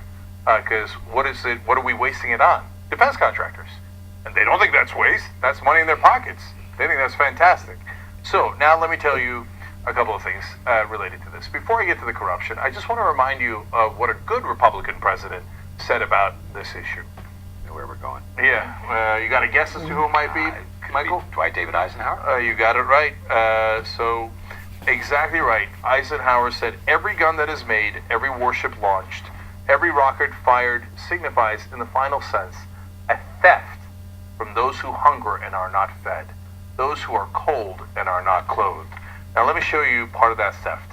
Let's go to graphic 69 here. That shows the U.S. defense spending versus the rest of the world. Now, you see the United States there? That number has actually now gone up significantly under Trump. It's now over $700 billion. Now, that is the rest of the world. Those are the top 8 countries combined. China, Russia, the ones that we're supposed to be in mortal danger from. Saudi Arabia, who we give weapons to. In fact, we give weapons to most of these countries. And the list goes on. And all of them combined still don't equal us, just by ourselves. And now we've greatly increased defense spending, but defense contractors commission a report that says, no, not enough. We're in grave danger. You just saw the facts. Does that look like we're not spending enough? That is a theft from every person and every child who is hungry and not fed. And that's according to a Republican president. I mean, just today, Trump reiterated that our Defense Department is so good and our military capabilities are so impressive and innovative that we have stealth fighter jets that are invisible. So we must Man, I'm really impressed by that. That's worth every penny, as far as I'm concerned. Yeah, and it's a lot of pennies, Michael. Yes, it really is. So I remember the run up to the first Gulf War, and so 91 was it? 91. Yep. And everyone was walking around kind of gloomy, as we're playing this game again, and why can't we just deal with this another way? And I was in a doctor's office or something, and there was a copy of Fortune or one of those magazines that it's all about money. And I don't care about money. I love watching shows like Billions and all that. I love watching people break their asses, for money. But there was a picture of this fighter jet and the guy who runs the company that makes the fighter jets, and it was the biggest grin I've ever seen outside of Liberace on the cover of a magazine. And I said, that's kind of really what it's about, isn't it? Yep. And I remember reading The Arms of Krupp when I was younger and just thinking, this is the story about a 500-year fortune that kept getting better and better because they'll never go out of business because they make things to blow each other up. Yes. And it's just depressing that we haven't evolved out of that yet. And a former congressman told me, it's not just defense contractors. When we start wars in the Middle East, it creates instability in the oil markets, and oil prices go up. And that's all margins. So they make billions, sometimes in aggregate, trillions of dollars when we start wars in the Middle East. The oil companies and defense contractors. Now, I want to focus on defense contractors here because the guy who backed up this report is Senator Inhofe. In fact, he's one of the people who commissioned the people who wrote it. There was 2 Democrats and 2 Republicans. He was one of the Republicans. And he came out after the report saying, oh my God, you see that? I knew it. We're not spending enough. We got to go to at least, the floor has to be $733 billion. You just saw this chart with a little over $600 billion. He's saying it's got to be at least $733 billion. Otherwise, we're in grave, grave danger. Now, I know you're going to be shocked to find out that it turns out that he gets a lot of money from defense contractors. So Inhofe has received $54,000 from Lockheed Martin and $20,000 from General Dynamics. Oh, General Dynamics, that's an interesting name. Guess who used to work for General Dynamics? The current defense secretary, Jim Mattis, Mad Dog Jim Mattis, who also says not enough, this report is fantastic, and the defense contractors have to get paid a lot more money. Well, that's pretty neat because they gave you a lot of money, didn't they? Right? right? And now you're backing the government and giving them a lot of money. It's funny how we get robbed for your purposes. In fact, I'll go to graphic 70 here. Retired Marine Corps former 4-star general has received stock and option awards as a board member of General Dynamics since August of 2013. In 2015, those equity awards exceeded $140,000 in value, and the prior year they topped $112,000. There's also cash compensation given to the board members. So that is just some of the money that Jim Mattis got. Now, unlike the senators, he takes that money not for his campaigns, but puts it in his pocket. So that is direct money that he gets paid by defense contractors, then turns around and says, you know what, we need more money for defense. Now, I'm not done with them yet, okay? So then we go to the rest of the senators. Because if you notice, I said there was 2 Republican and 2 Democratic senators who commissioned this ridiculous fake report about how we're imminently about to lose 2 different wars.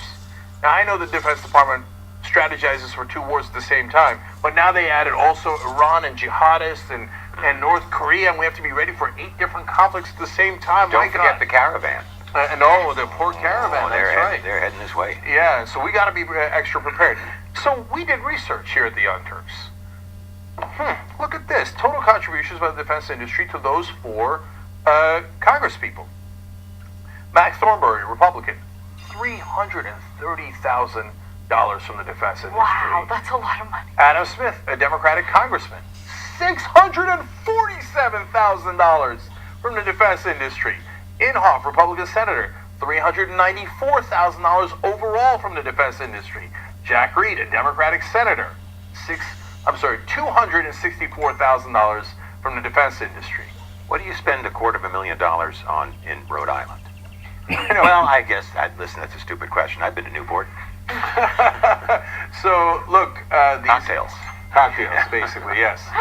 So that's Democrats and Republicans agreeing to corruption, to take billions of dollars of our money, taxpayer money, through big government, by the way, and head it over to General Dynamics, Lockheed Martin, Raytheon, Boeing, and all the other defense contractors. Yep. And that's how we get robbed.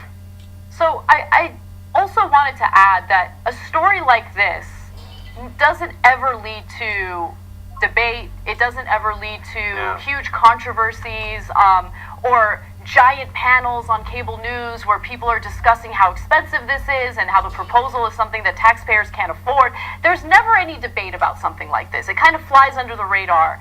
But when it comes to an issue that actually impacts the daily lives of Americans, something like healthcare, that becomes a controversial issue. And it's because people who want something like Medicare for All, for instance, and that's 70% of Americans based on recent polling, don't have the financial resources to pump political candidates with money and corrupt them and convince them and bribe them to do the right thing, right? The people who have the means to bribe these politicians are wealthy, and are the defense contractors, are the people who have these major corporations that benefit from going to war. And it's so disingenuous to argue that we're unsafe and we need to fund the Defense Department more to keep Americans safe in the name of national security when we're simultaneously selling weapons to Saudi Arabia and refusing to stop that arms deal even after there's evidence indicating that they murdered a journalist living in the United States. Well, do you remember our Idi Amin of this planet? When he got out of Dodge after the Entebbe attack, he was taken in by the Saudis. They gave him exile, and immediately we were making deals with the Saudis. We were giving him AWACS planes, as I recall. Yeah. And I thought, can we pick our friends better than that? I mean, or just at least ask them, what is this house guest you have here? Yeah. The murderer. Yeah, Idi Amin was a butcher. But on the other hand, the Saudis are butchers. They literally bought a salt bomb to kill Khashoggi. Yeah. And yet we continue to sell them weapons because, hey, the defense contractors under any and all circumstances must be paid. Final point on this. Inhofe said, hey, if we don't do $733 billion instead of the $700 billion they're already getting, it'll hurt the troops. You got to support the troops. So I wanted to give you guys context. I just showed you the hundreds of thousands of dollars the politicians are getting. We showed you the billions of dollars that the defense contractors are getting. So what do the troops actually get? The salary for a private E1 starts with a salary of $19,960 and remains the same through 6 years of experience. Oh my God. None of it goes to the troops. They're getting $19,000 a year. And then they say support the troops. It's spitting in their eye. It's just, they use them as a prop for their own corruption. To be fair, though, they get room, board, and travel. That's right. Whether they want to go anywhere or not. Right. Yes, and the ability to die for country. Yeah. Do the defense contractors risk their lives? Do their kids risk their lives? No. Usually not. No. They all get rich, while our troops get $19,000 a year while being used as props for these millionaires and billionaires. We got to take a break. When we come back, a fantastic TYT investigative report about Matt Whitaker and what he thought about Rod Rosenstein in the beginning and how he's changed because he will do anything for Trump.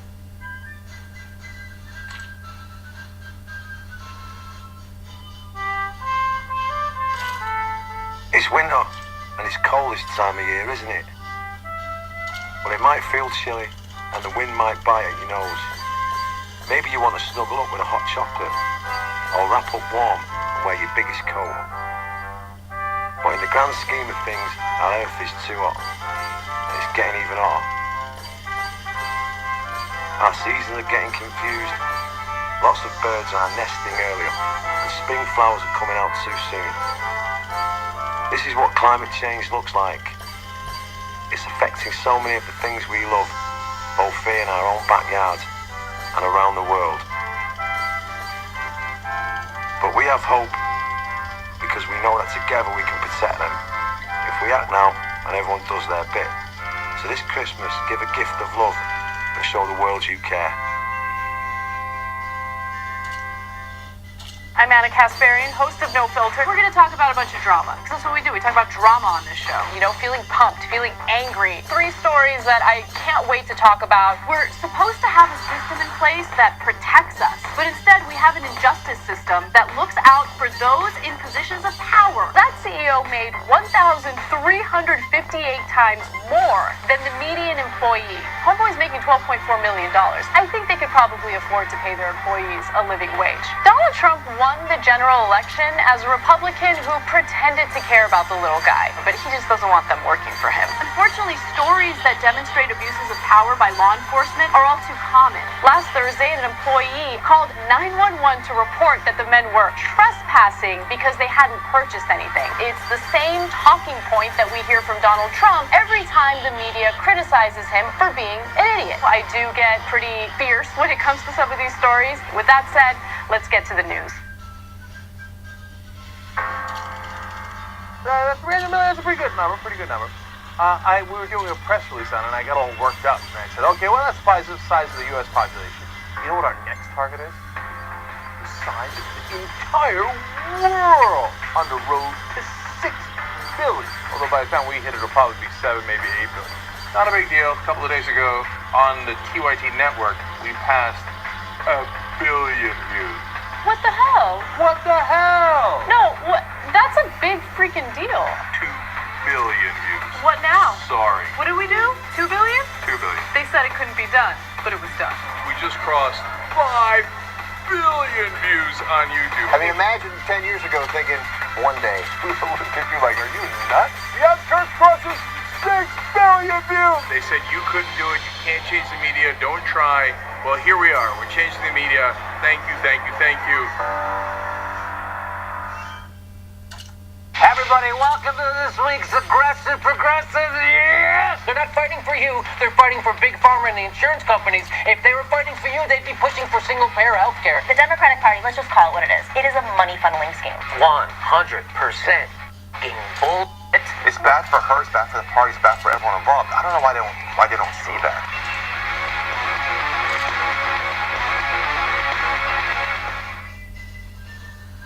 Our system is inherently rigged against the will of the people. They have 50% of the vote, and in a democracy, they should have 50% of the seats. But if you live in an insanely gerrymandered district, your vote functionally doesn't matter. We drew the map in a way that even though we get 50% of the vote, we're going to get 13 out of the 18 seats. You don't actually have the ability to translate the will of the voters in your area into actual government policy. They should not be allowed to gerrymander these districts. We should actually have a democracy.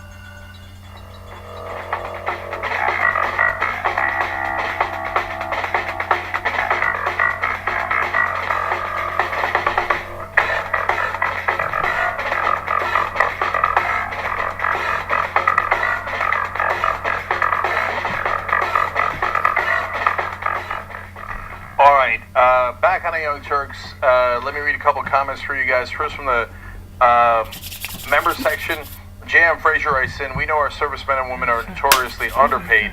How much of that massive budget is actually going to the heroes who put their lives on the line? I want to see that graph. So he apparently wrote that in before we showed you exactly how much they're getting paid. And you can see that it's a laughably small amount compared to what is going to the military industrial complex. So, and thank you for being a member at tyt.com/join to become a member Turks and support Home and Progressives and get all of our programming. Gzabit writes in on Twitter,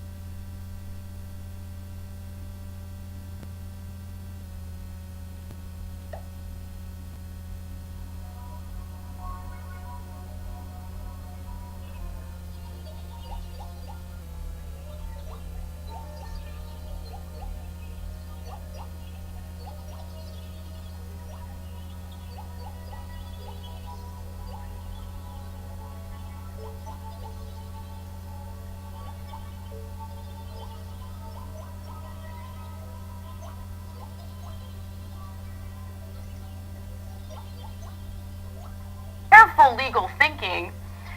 Careful legal thinking, and let's go back to that graphic, please. All right. Careful legal thinking and prudent judgment. So he seemed to think that Rosenstein's great. The letter Whitaker signed closes by offering unqualified and enthusiastic support for Rod Rosenstein's nomination as Deputy Attorney General. Oops. Now, look, to give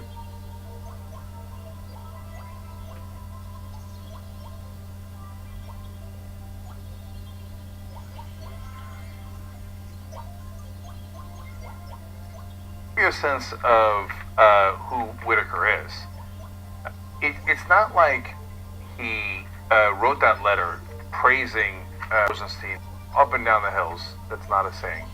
Anyway, it is now apparently.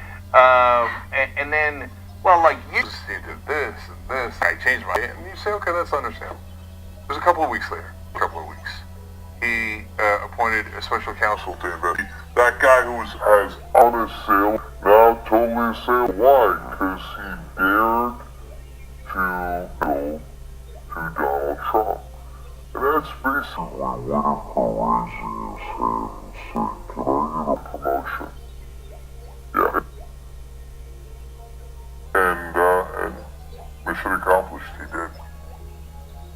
So there are efforts among Democrats and some Republicans, to be fair, in Congress to do what they can to block Whitaker from potentially firing Mueller.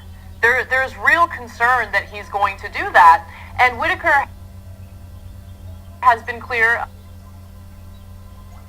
about how he does not plan to recuse himself from this Russia investigation.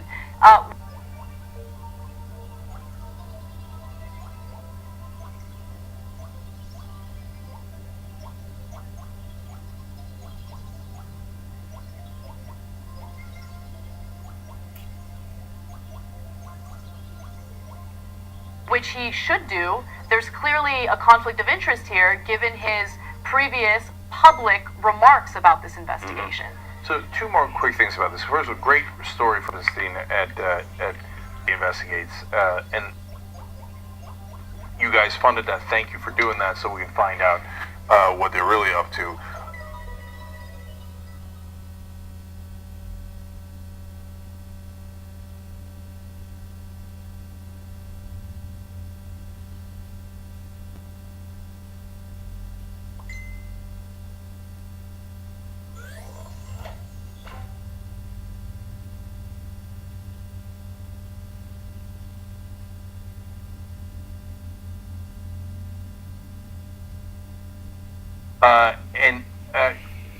The Whitaker appointment is not legal in the first place.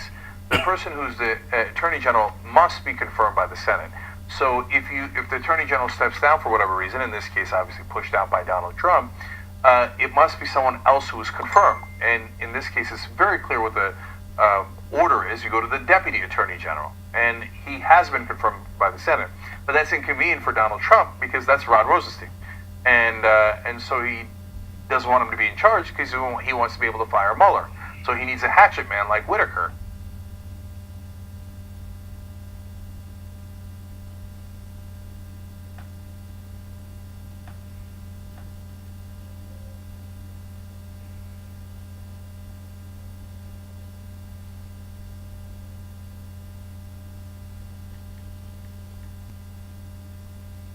Will just turn on a dime once.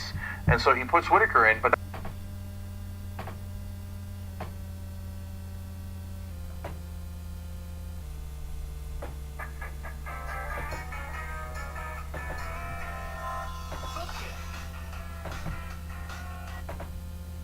And Lindsey Graham and Mitch McConnell, other Republicans keep going around going, oh no, we don't need that. I mean, they would never fire Ryan. I mean, come on, who are you guys kidding? So if they do fire Mueller, what are you going to do about it, Lindsey Graham and Mitch McConnell, other Republican leadership?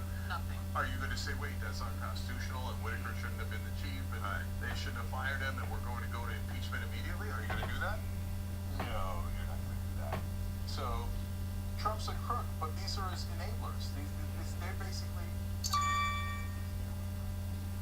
One quick side note on Jeff Flake, who did propose legislation to prevent Whitaker from firing Mueller.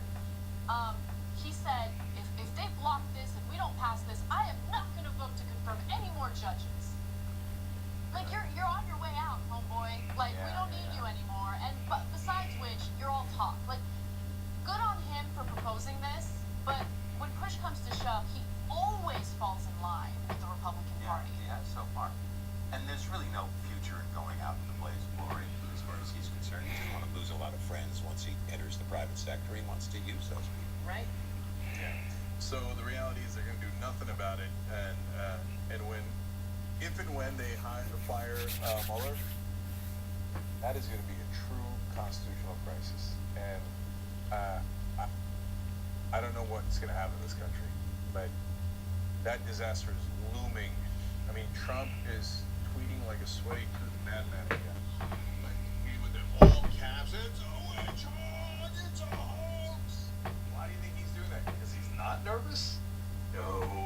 He knows what he did. He knows Michael's right, that he's a crook. He's always been a crook.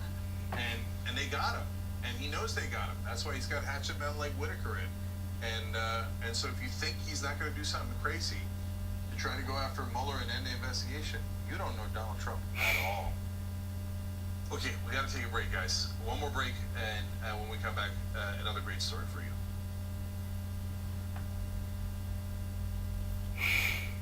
You're about to watch some behind-the-scenes footage of the Young Turks. If you want to get all of them, you become a member. Go to tyt.com/join, and you'll get all the behind-the-scenes of me, Anna, John, JR, a little bit reality show like. tyt.com/join, and enjoy this. You know what you're seeing behind me? Jersey. Hold. Watch me flip this camera. Right, flip it. Do I flip it like this? No, I just took a picture. I'm fencing right now. What? Behind the scenes. She doesn't have her face on, folks. Oh, that's JR's ass right there. Can't take 5 minutes off, can you? No, I can't, Johnny. Bye. I said it was live stream, but I was lying. It's not a live stream. It's just for members. Bitsy, this is my cat. You know what his name is? Kiki Cat. Animals are innocent. Control room and the insanity is obviously there. Right, as you can see, I'm directing or tech directing. I'm so happy to be here. This is what, like, a Labor Day beard looks like for Jen. Man, you're a Young Turks viewer if you recognize me like this. Oh, thank you. You are the one person in my life I would love to meet. What's going on, guys? This is Bitsy from BTS. We're behind the scenes with Salt Hiker, a.k.a. Woke Bay. Oh, hi. I didn't see that. I have finished my show, The Damage Report, and now I get to a really awkward time of the day. When I'm sitting, the control room is right there, okay? So I can see Bart. This is the Pittsburgh office, by the way. I'll refer to often as the boiler room. Look at this masterpiece that I drew. You see how it's ripped? Is it super unprofessional to wear that at a business meeting? Or am I like cool rebel? I just finished doing the power panel and I'm fired up. What do you do for TRT? Oh, hold on. If you're frantically tweeting at us that something's broken, thank you, because I'm fixing it. And thank you for being a TYT member. Super last thing. There's always got to be a super last thing. Oh, that was disastrous. This has been behind the scenes, behind the scenes.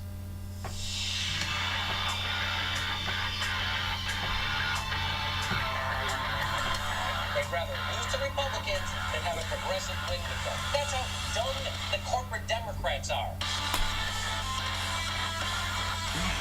The Democrats who love the sweet. At the end of the day, they're the ones who push the right-wing agenda. Whoever wrote that, I'm sure they were typing what's pointing and going like this. The Democrats are dead. The way you feel right now, that's how a chump feels.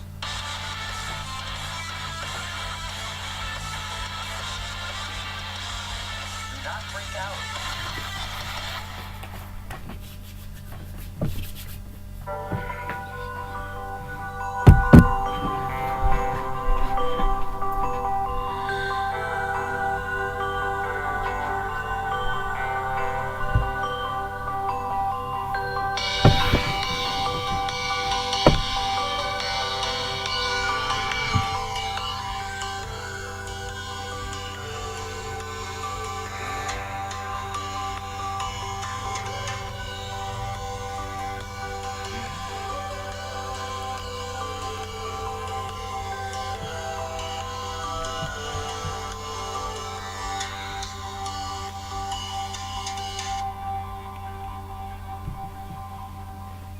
Public opinion, your opinion, has zero effect on public policy. The richest people in the country, their opinion has a direct effect. Leslie Byrne, a Democrat from Virginia, describes that when she went to Congress, she was told by a colleague, quote, always lean to the green. And to clarify, she went on, he was not an environmentalist. Our government actively serves the richest and the most powerful and turns its back on everyone else. Finally, end the corruption and get money out of politics and give us back our democracy.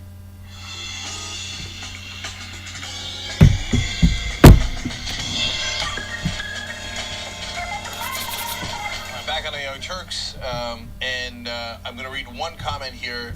Kerry from the member section says, voters should not be penalized for the inefficiencies of the administration of the voting process. That is blatantly unconstitutional. It's a great point, Kerry. Very good. Yeah, because it isn't like, ha, we got you, Broward County. No, that's punishing all the voters, including, by the way, the Republican voters in Broward County. So thank you to all the members who comment in, tyt.com/join to become a member. And I want to tell you about one of our sponsors, NordVPN, real quick, because they have an amazing deal. This is literally the best deal I've seen that they've ever had. So for a limited time, you can get 75% off. And NordVPN.com/TYT. That's also your devices, you can protect up to 6 devices. You get an extra month of Nord for free as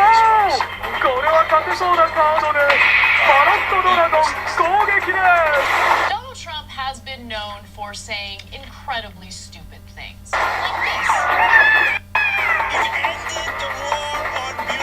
Scrap Iron Scarecrow. It's a scarecrow, but it's made of metal. So what Scrap Iron Scarecrow does is, when an opponent's monster declares an attack, target the attacking monster, negate the attack also after that. Set this card face down instead of sending it to the G. Wow.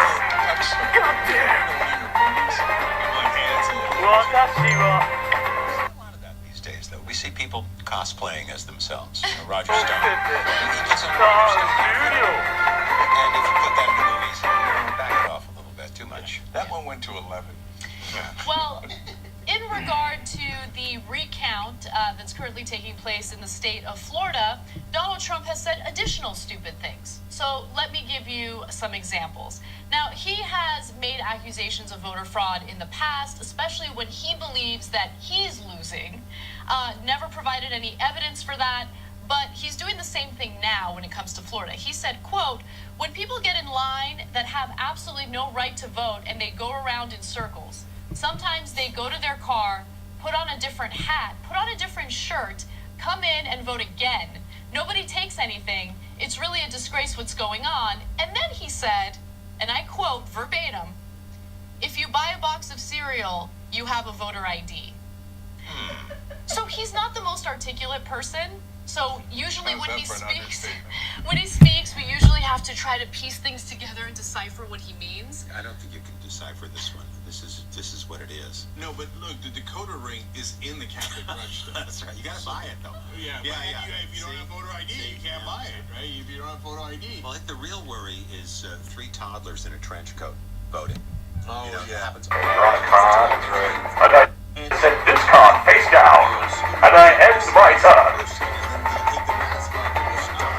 では私のターン。魔法カード、コピーキャット。Youはどんなカードに変身したいのですか？ナイス！それはグッドアイデアです。さあ行きなさい。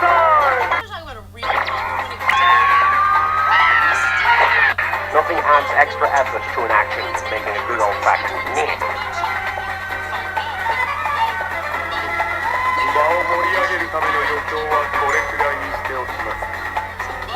This one's really easy for me.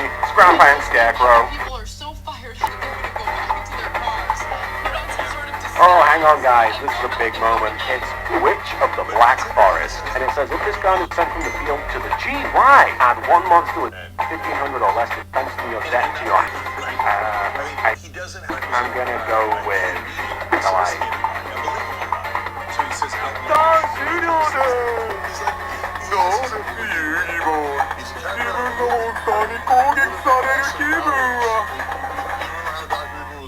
My father used to say, Wicked Acolyte Chiron Sabat.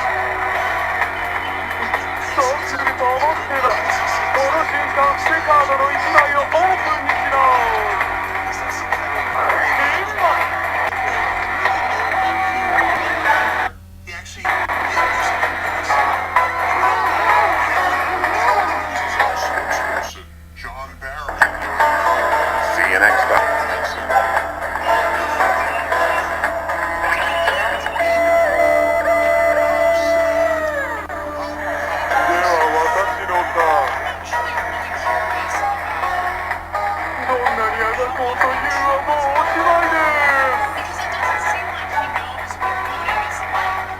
When this card is destroyed by battle and sent to the GY, you can special summon this card in defense position, and if you do, it's treated as a tuner. Scrap Iron Scarecrow is my mouse.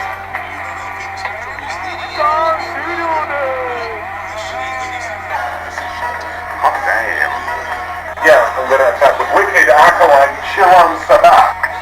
And I send this card face down. And I end my turn.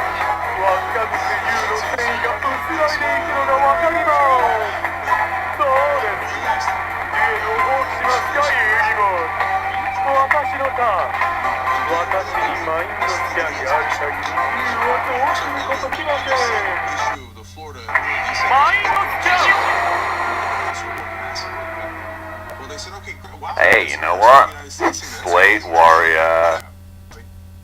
It's a massively infected, wouldn't you? Cards believe in the heart, the cards believe in the heart, cards believe in the heart, the cards. He actually answered me with the first card that I got out. On it.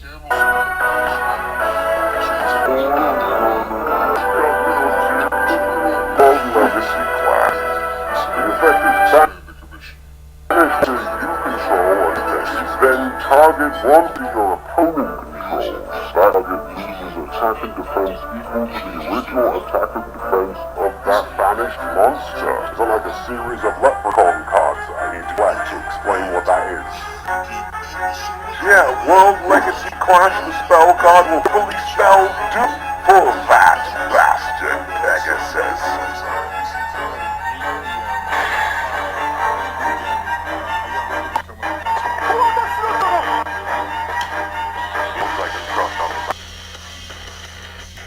Nobody else wants to help me. You guys have been there for me this whole time. I don't think Relinquish stands a chance against my soldier dragons. I think I should have a flashback to the first time that you and I made friends.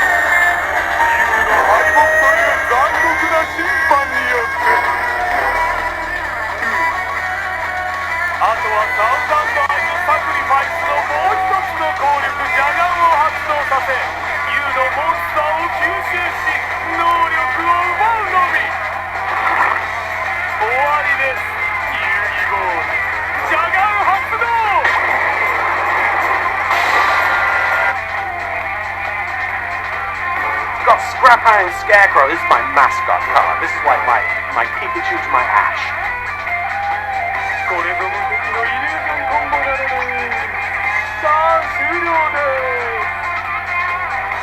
Oh, whoa, hang on. This is a turn up for the books. Okay, so during your main phase, you can return this face-up card from the field to your hand. And I set this card face down. And I end my turn. Like, let's say you have a Mystical Space Typhoon, right? That's a quick spell card.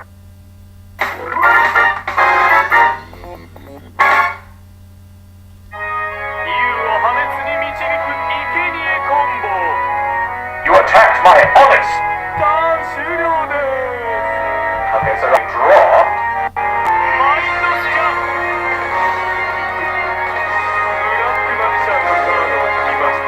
Taking the heart of the cards, and it gave me this guy. Magical buff Bang Magician. And of course it has the added bonus of being able to target one face-up monster your opponent wants, and its attack becomes half of its current attack against this card. As we all know, if this card is destroyed for a card effect, you can target one dark spellcaster type monster in your graveyard and special summon it. It's no contest. I'm going with the card that means a belong to me, Witch of the Black Forest. Sexy fox lady! She is my girlfriend. I got my Yu-Gi-Oh! Waifu now. Wanna check out the GY with me later?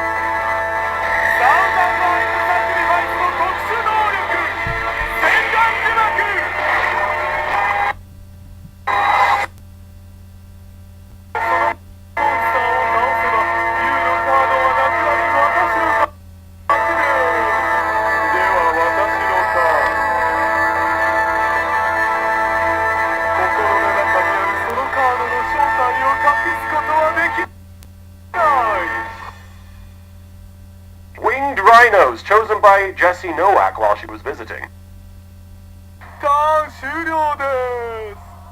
Believe in the heart of the cards, believe in the heart of the cards, believe in the heart of the cards, believe in the heart of the cards, believe in the heart of the cards, believe in the heart of the cards, believe in the heart of the cards, believe in the heart. Help me! Believe in the heart of the cards, believe in the heart of the cards, believe in the heart of the cards. Orbital Hydrolander. Yeah, I think I'm gonna go with Orbital Hydrolander because GY. Once per turn, you can send the top of your deck to the GY, destroy one card on the field.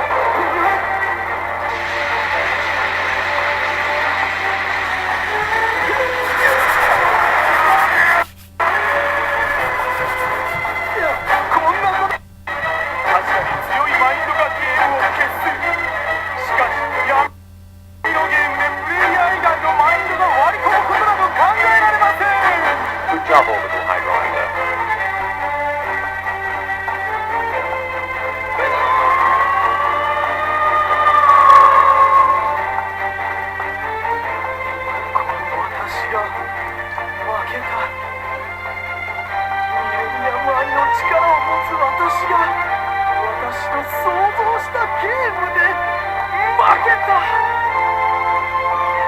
Alright then.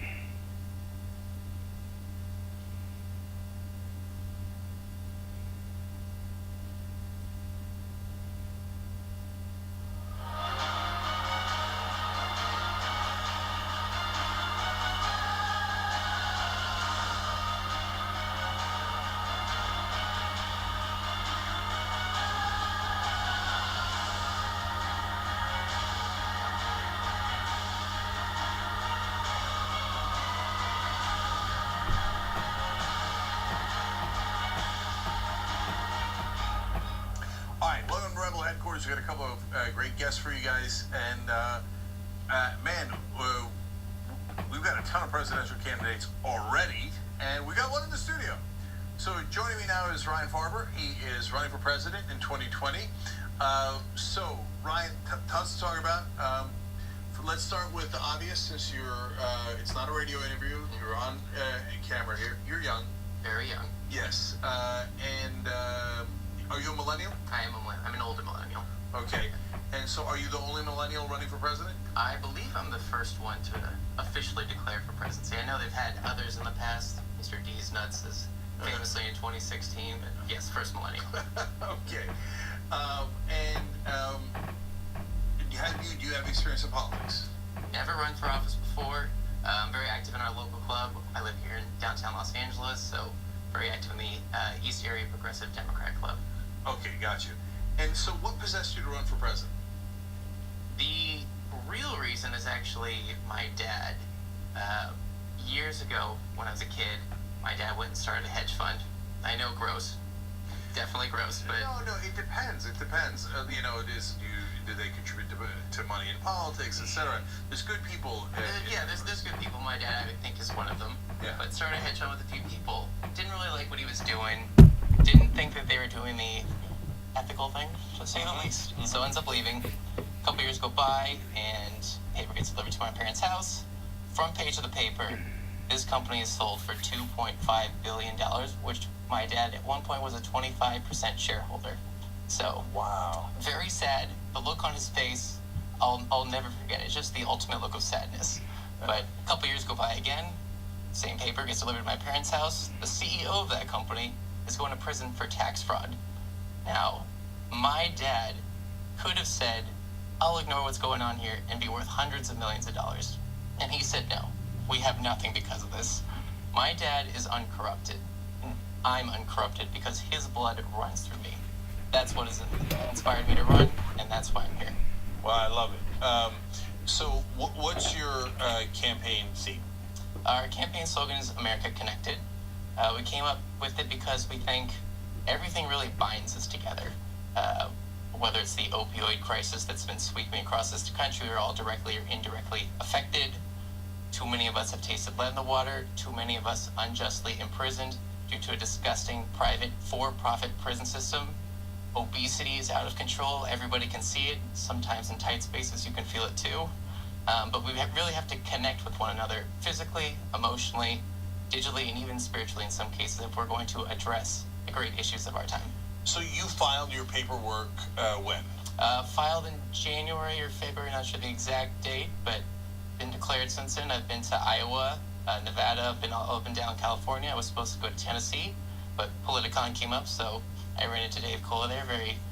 Very fun chat with him, but like to get to more places in the future. Yeah, he's one of the founders of the Young Turks. You're a Young Turks member? I am a Young Turks member. That's awesome. Look at that. We're both too strong. I hope that one day all of the people running for president will be Young Turks members. Fingers crossed. We're getting there. We're getting there. Okay, talk to me, Ryan, about how you're going to win. Because obviously, come on, let's keep it real. It's going to be super hard. It's a long shot. We've got 4 core issues we're really pushing. Antitrust enforcement, reducing income inequality, Medicare for all, and climate change. There's obviously a range of very important issues out there, but we believe these are the key issues that really can push society forward for the better. And so, some would say, well, look, isn't Bernie Sanders and Elizabeth Warren running on those similar issues? Now, they have not declared. Let's be clear about that. But you probably get that from time to time. So what's your answer to that? Let's let the best ideas rise to the top. I have much respect for Bernie, much respect for Elizabeth Warren. They're both very good potential candidates if they do choose to run. We're just trying to offer a little bit of a different perspective. We differ on some issues here or there, but we'd like to think, our charisma, our charm, our fun, our actual millennial age group would prefer us over an older candidate. Okay, and you're not taking corporate money? No corporate money whatsoever. Okay, well, that's good.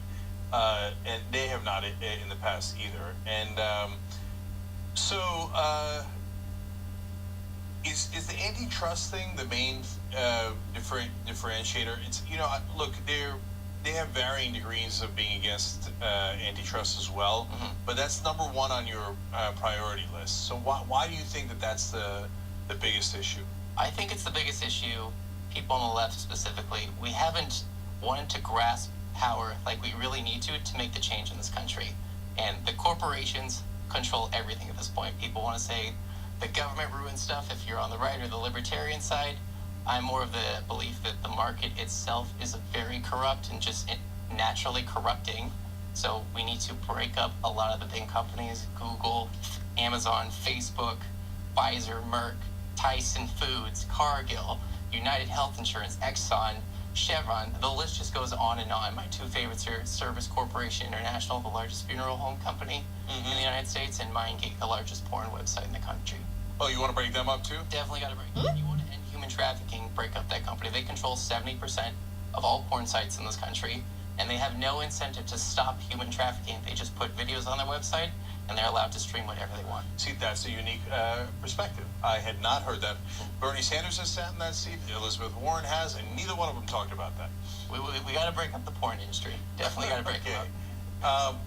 Yeah, I'm not sure I agree with an anti-porn stance, but it's an interesting case you make about that company. We're pro-porn, but we want to show you that there are no controls in this industry, right? And human trafficking is a serious issue run rampant across the globe, essentially, right? We can address that if we focus on a company that's exploiting it. So Ryan, what do you do with the companies when you break them up? Well, they can become more localized in their control. A good example is Facebook. They own WhatsApp. They don't necessarily need to own WhatsApp. They also own Instagram. Do they need to own Instagram? It's not necessarily, let's just go in with a hammer and break them up. Let's take a look at all their individual subsidiaries. Can they stand on their own? Can they be individually controlled instead of one company holding all the power and all the cards in the situation? And when they hold that much power, and we are to some degree, and I don't mean just those of us doing digital media, but in a sense, the whole world is run by Facebook and Google algorithms. But isn't it going to be run by algorithms either way? And so what people would say is, look, this is what the market led to. It led to this kind of consolidation. And people wanted one platform like Facebook where they could all communicate with one another, and that's why it rose up. And so if you broke them up, they just rise back up. So how Do you know the case has been evident in history, right? Teddy Roosevelt breaks up a bunch of companies through antitrust enforcement. By the 1960s, 1970s, you need another rash of antitrust enforcement, specifically with the telecom companies. And now we're in need of it again, right? It's not to say that we don't enjoy the convenience. Amazon is a perfect example. I'm a Prime member, just like 200 other million Americans, it seems like. It's convenient and it's easy to use, but they have way too much political influence, way too much economic influence. They do 4% of all sales in this country, period. The whole HQ2 scam, it feels like they put on for Northern Virginia and New York City, they're not delivering on their promises. All these cities have to give out billions of dollars in subsidies, and Amazon doesn't even have to fully come through with any of the promises they're delivering, right? They have all the cards in the situation. Yeah, it's a rare situation where Alexandria Ocasio-Cortez and Tucker Carlson agreed. So you're onto something there. We feel it's a universal platform, right? Teddy Roosevelt, first person to do it, Republican, right? It's a very bipartisan issue. We just have to sell it a little bit better, I think. Okay, and how about your campaign style? Are you going to run negative advertising, strictly positive? Look, I'm not judging either way. I'd probably run negative ads, but and there's going to be a lot of people in the race. I mean, we mentioned Sanders and Warren, but there's going to be 18 other establishment candidates as well. We want to use two things specifically. We want to use humor. I feel like that's my strength. I like to make a lot of jokes on our social media platform, not at the expense of anybody else, but just to kind of show the absurdity in some issues here or there.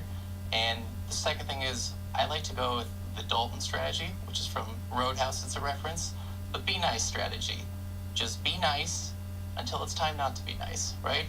And we will know when it's time not to be nice and when we have to play hard. But otherwise, just constantly be nice to people. That's how you win them over, right? They'll see that you're the good person at the end of the day, and the other person just trying to smear you. And usually you win over the long term. So the website's ryanfarber.com. RyanAfarber.com. Oh, yes, sorry, RyanAfarber.com. There it is, and the link will be down below in the description box. You can just click on it to find out more, and you can do donations and volunteering as well. One last quick question here. Are they letting you into the events that all the other candidates are in, like the roasts or whatever that they do, pig roasts or whatever they folks in Iowa do? Yeah, I'm trying to get into those. The initial way we first got in anywhere is we just cold email all the local clubs and say, hey, we're going to be in town between these dates. We would love to come by. Been to a few places. Everybody's been very welcoming in those situations. Some people look at you and they say, oh, you look a little young, right? Well, we just elected a 72-year-old crazy man to office, right? So people say they want somebody youthful and young, and then when you are that, I'm not quite there yet. But we're making our way. California specifically, we have a whole bunch of clubs we're lined up to speak to over the next couple months. Would love to expand that to a 10-city tour. In 2019 specifically, we're trying to raise the $10,000 on our GoFundMe page to hit 10 cities in the 10 early primary states, so we can kind of really get our name known in the places where early primaries happen. All right, Ryan Farber could be the next president of the United States. Thank you for joining us. Thank you for having me. All right. Okay, we got two more great guests for you guys coming up, so come right back.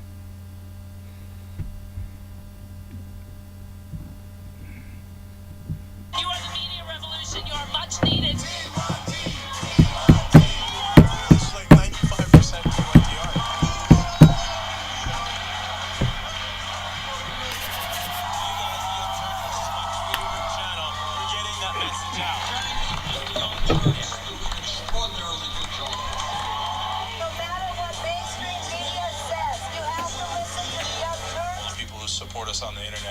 That's what gives us strength. That's what allows anyone who was in there who was undecided to think one side seems to be winning. They seem to have a bigger army. There might be a reason for that. So thank you guys.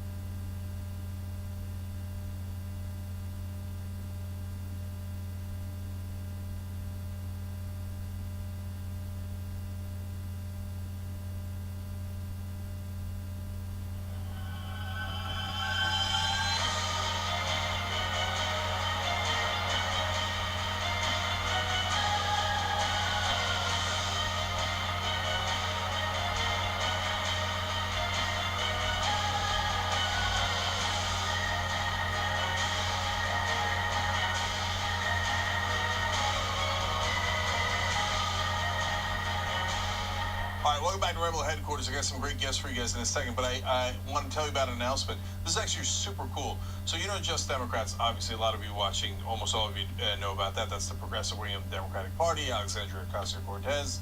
Not only is Just Democrat, but she helped do the sit-in in Nancy Pelosi's office earlier this week that was organized by the Just Democrats. So they're doing an announcement call, and you guys are welcome to join it. So that's pretty neat. It's this Saturday at 6 p.m. Eastern. It's a strategy call, and you can join it by going to tinyurl.com/justicedemocrats.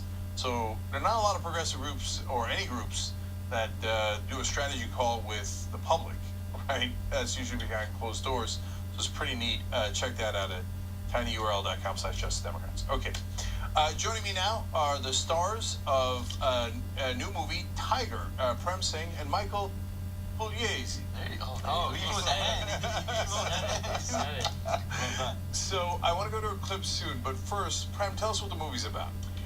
It follows a journey about an American Sikh boxer named Pardeep Singh Nagra, and he is banned from the sport of boxing because he has a turban and beard, and he kind of battles, has a battle in the courtroom, and he has a battle in the ring, and he faces a lot of racism and backlash for kind of changing the sport, and you follow his journey on kind of like a boy becoming a man, and his encounters with Mickey Rourke and his lawyer Janelle Parrish, and overall, it's a strong message, great film.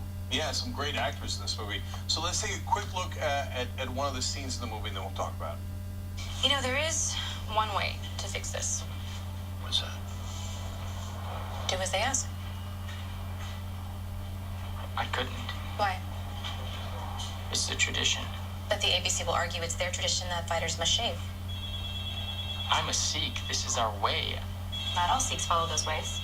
Well, look, this is about me, who I am. This is my right. Damn right it is. Any questions? I think we're good for now. Okay, so this is a real story, right? That's right, yeah. And so, Michael, what happened to this guy in the first place? Because he says he's a champion. So how was he a champion if they didn't let him box? So that, I think it's more than just a boxing story. I think he championed his fight to stand up for his own beliefs, and he won the legislation throughout Canada that you can now wear articles of faith in the boxing ring. And I think that's what really makes him a champion, because although, like I said, it is a boxing film, it's more of the undertone of the story. Yeah, and apparently, so Prem, did he box for a little while before, and then at what point do they say to him, no, you can't do it anymore? When he starts to get really good. Yeah. And he starts to win amateur fights. In the bottom rank, no one was really saying anything and saying much to him. But as he was coming up and his goal was to go to the Olympics. And to have a guy with a turban and beard kind of represent the country in the Olympics probably raised a little bit of a red flag, and they kind of wanted to, and there were other people, I'm not saying the whole association was probably like that, but I'm saying that people within the association kind of wanted to pull him back from that. Yeah. And, you know, one thing that resonated with me with the story is he just wanted to be normal. And he just wanted to be looked at as a regular person. And I think it was so interesting, because he's born in the same country as, you know, everybody else. He wasn't, and they were telling him to go back to your country. And he was so confused, and he was saying, but I live here. Yeah, so I'm curious what the rationale was, because sometimes there'll be professions where they'll say, okay, if you're Rasta, you gotta somehow get the hair in the net if you're cooking something, because that's a law and a regulation and it's a healthcare thing. You go, okay, at least I get it. There's some rationale behind it, whether it's right or wrong.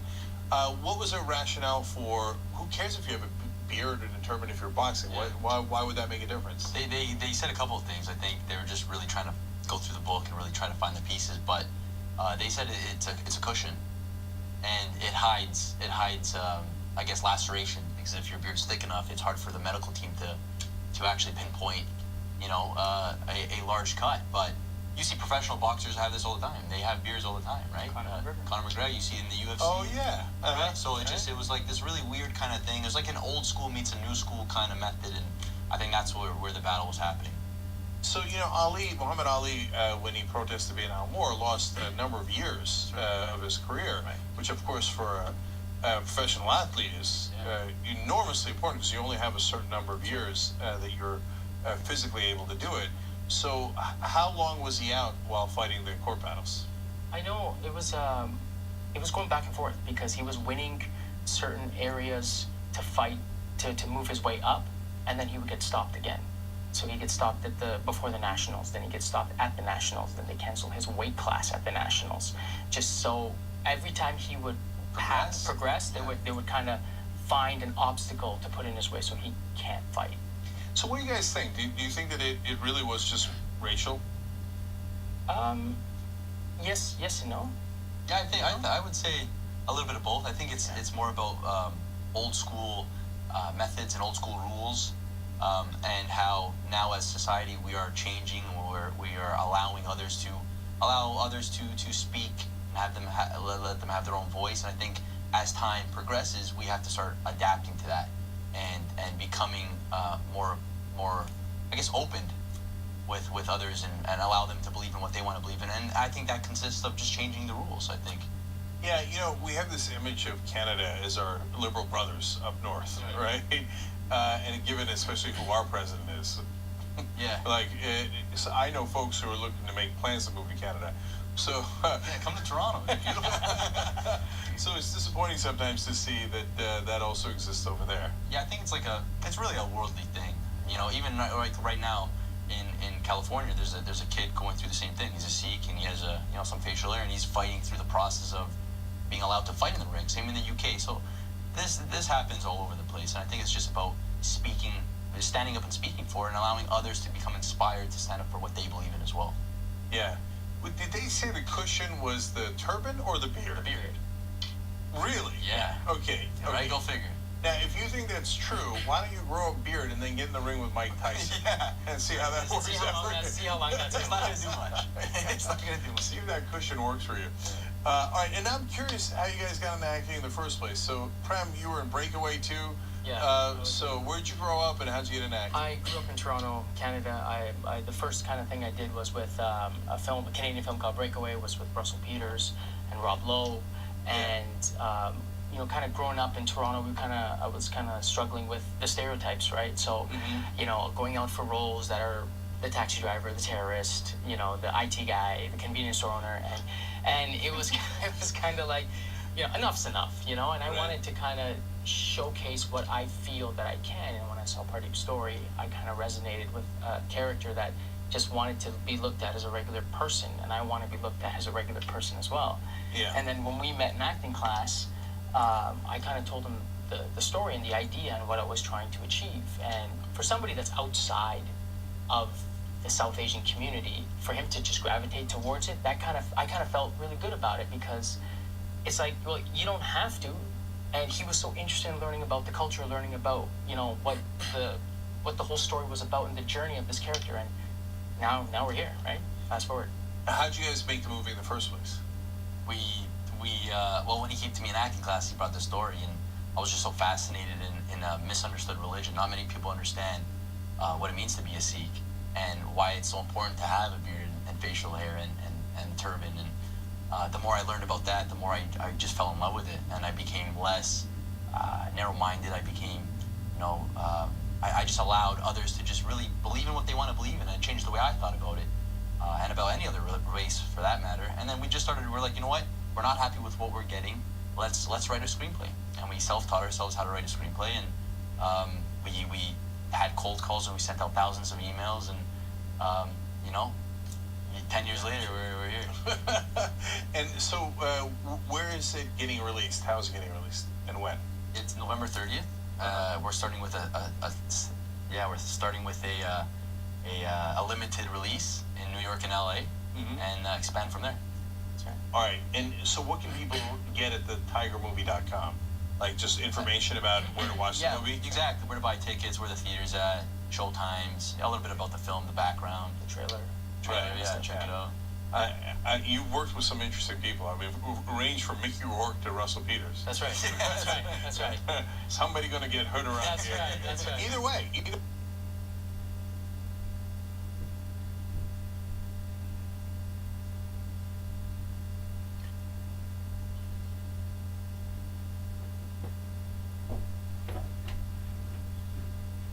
somebody going to get Yeah, hurt. that's right. That's a good point. That's a good point. Michael, you were in Occupants as well. So how'd you get into acting?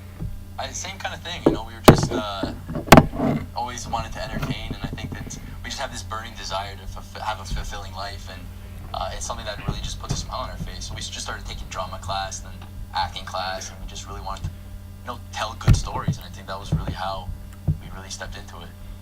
All right, that's awesome. Thank you for joining, guys. I really appreciate it. Prem Singh, Michael Pugliese. There you go. You got to do it. All right, so the movie's Tiger. Please go check it out. And thank you for joining us, guys. We got post-game coming up next for just the members, byt.com/join. To become a member, and apparently you'll be a member along with some presidential candidates, as we found out earlier in the show. So that's pretty neat. And we'll see you over there. Thank you.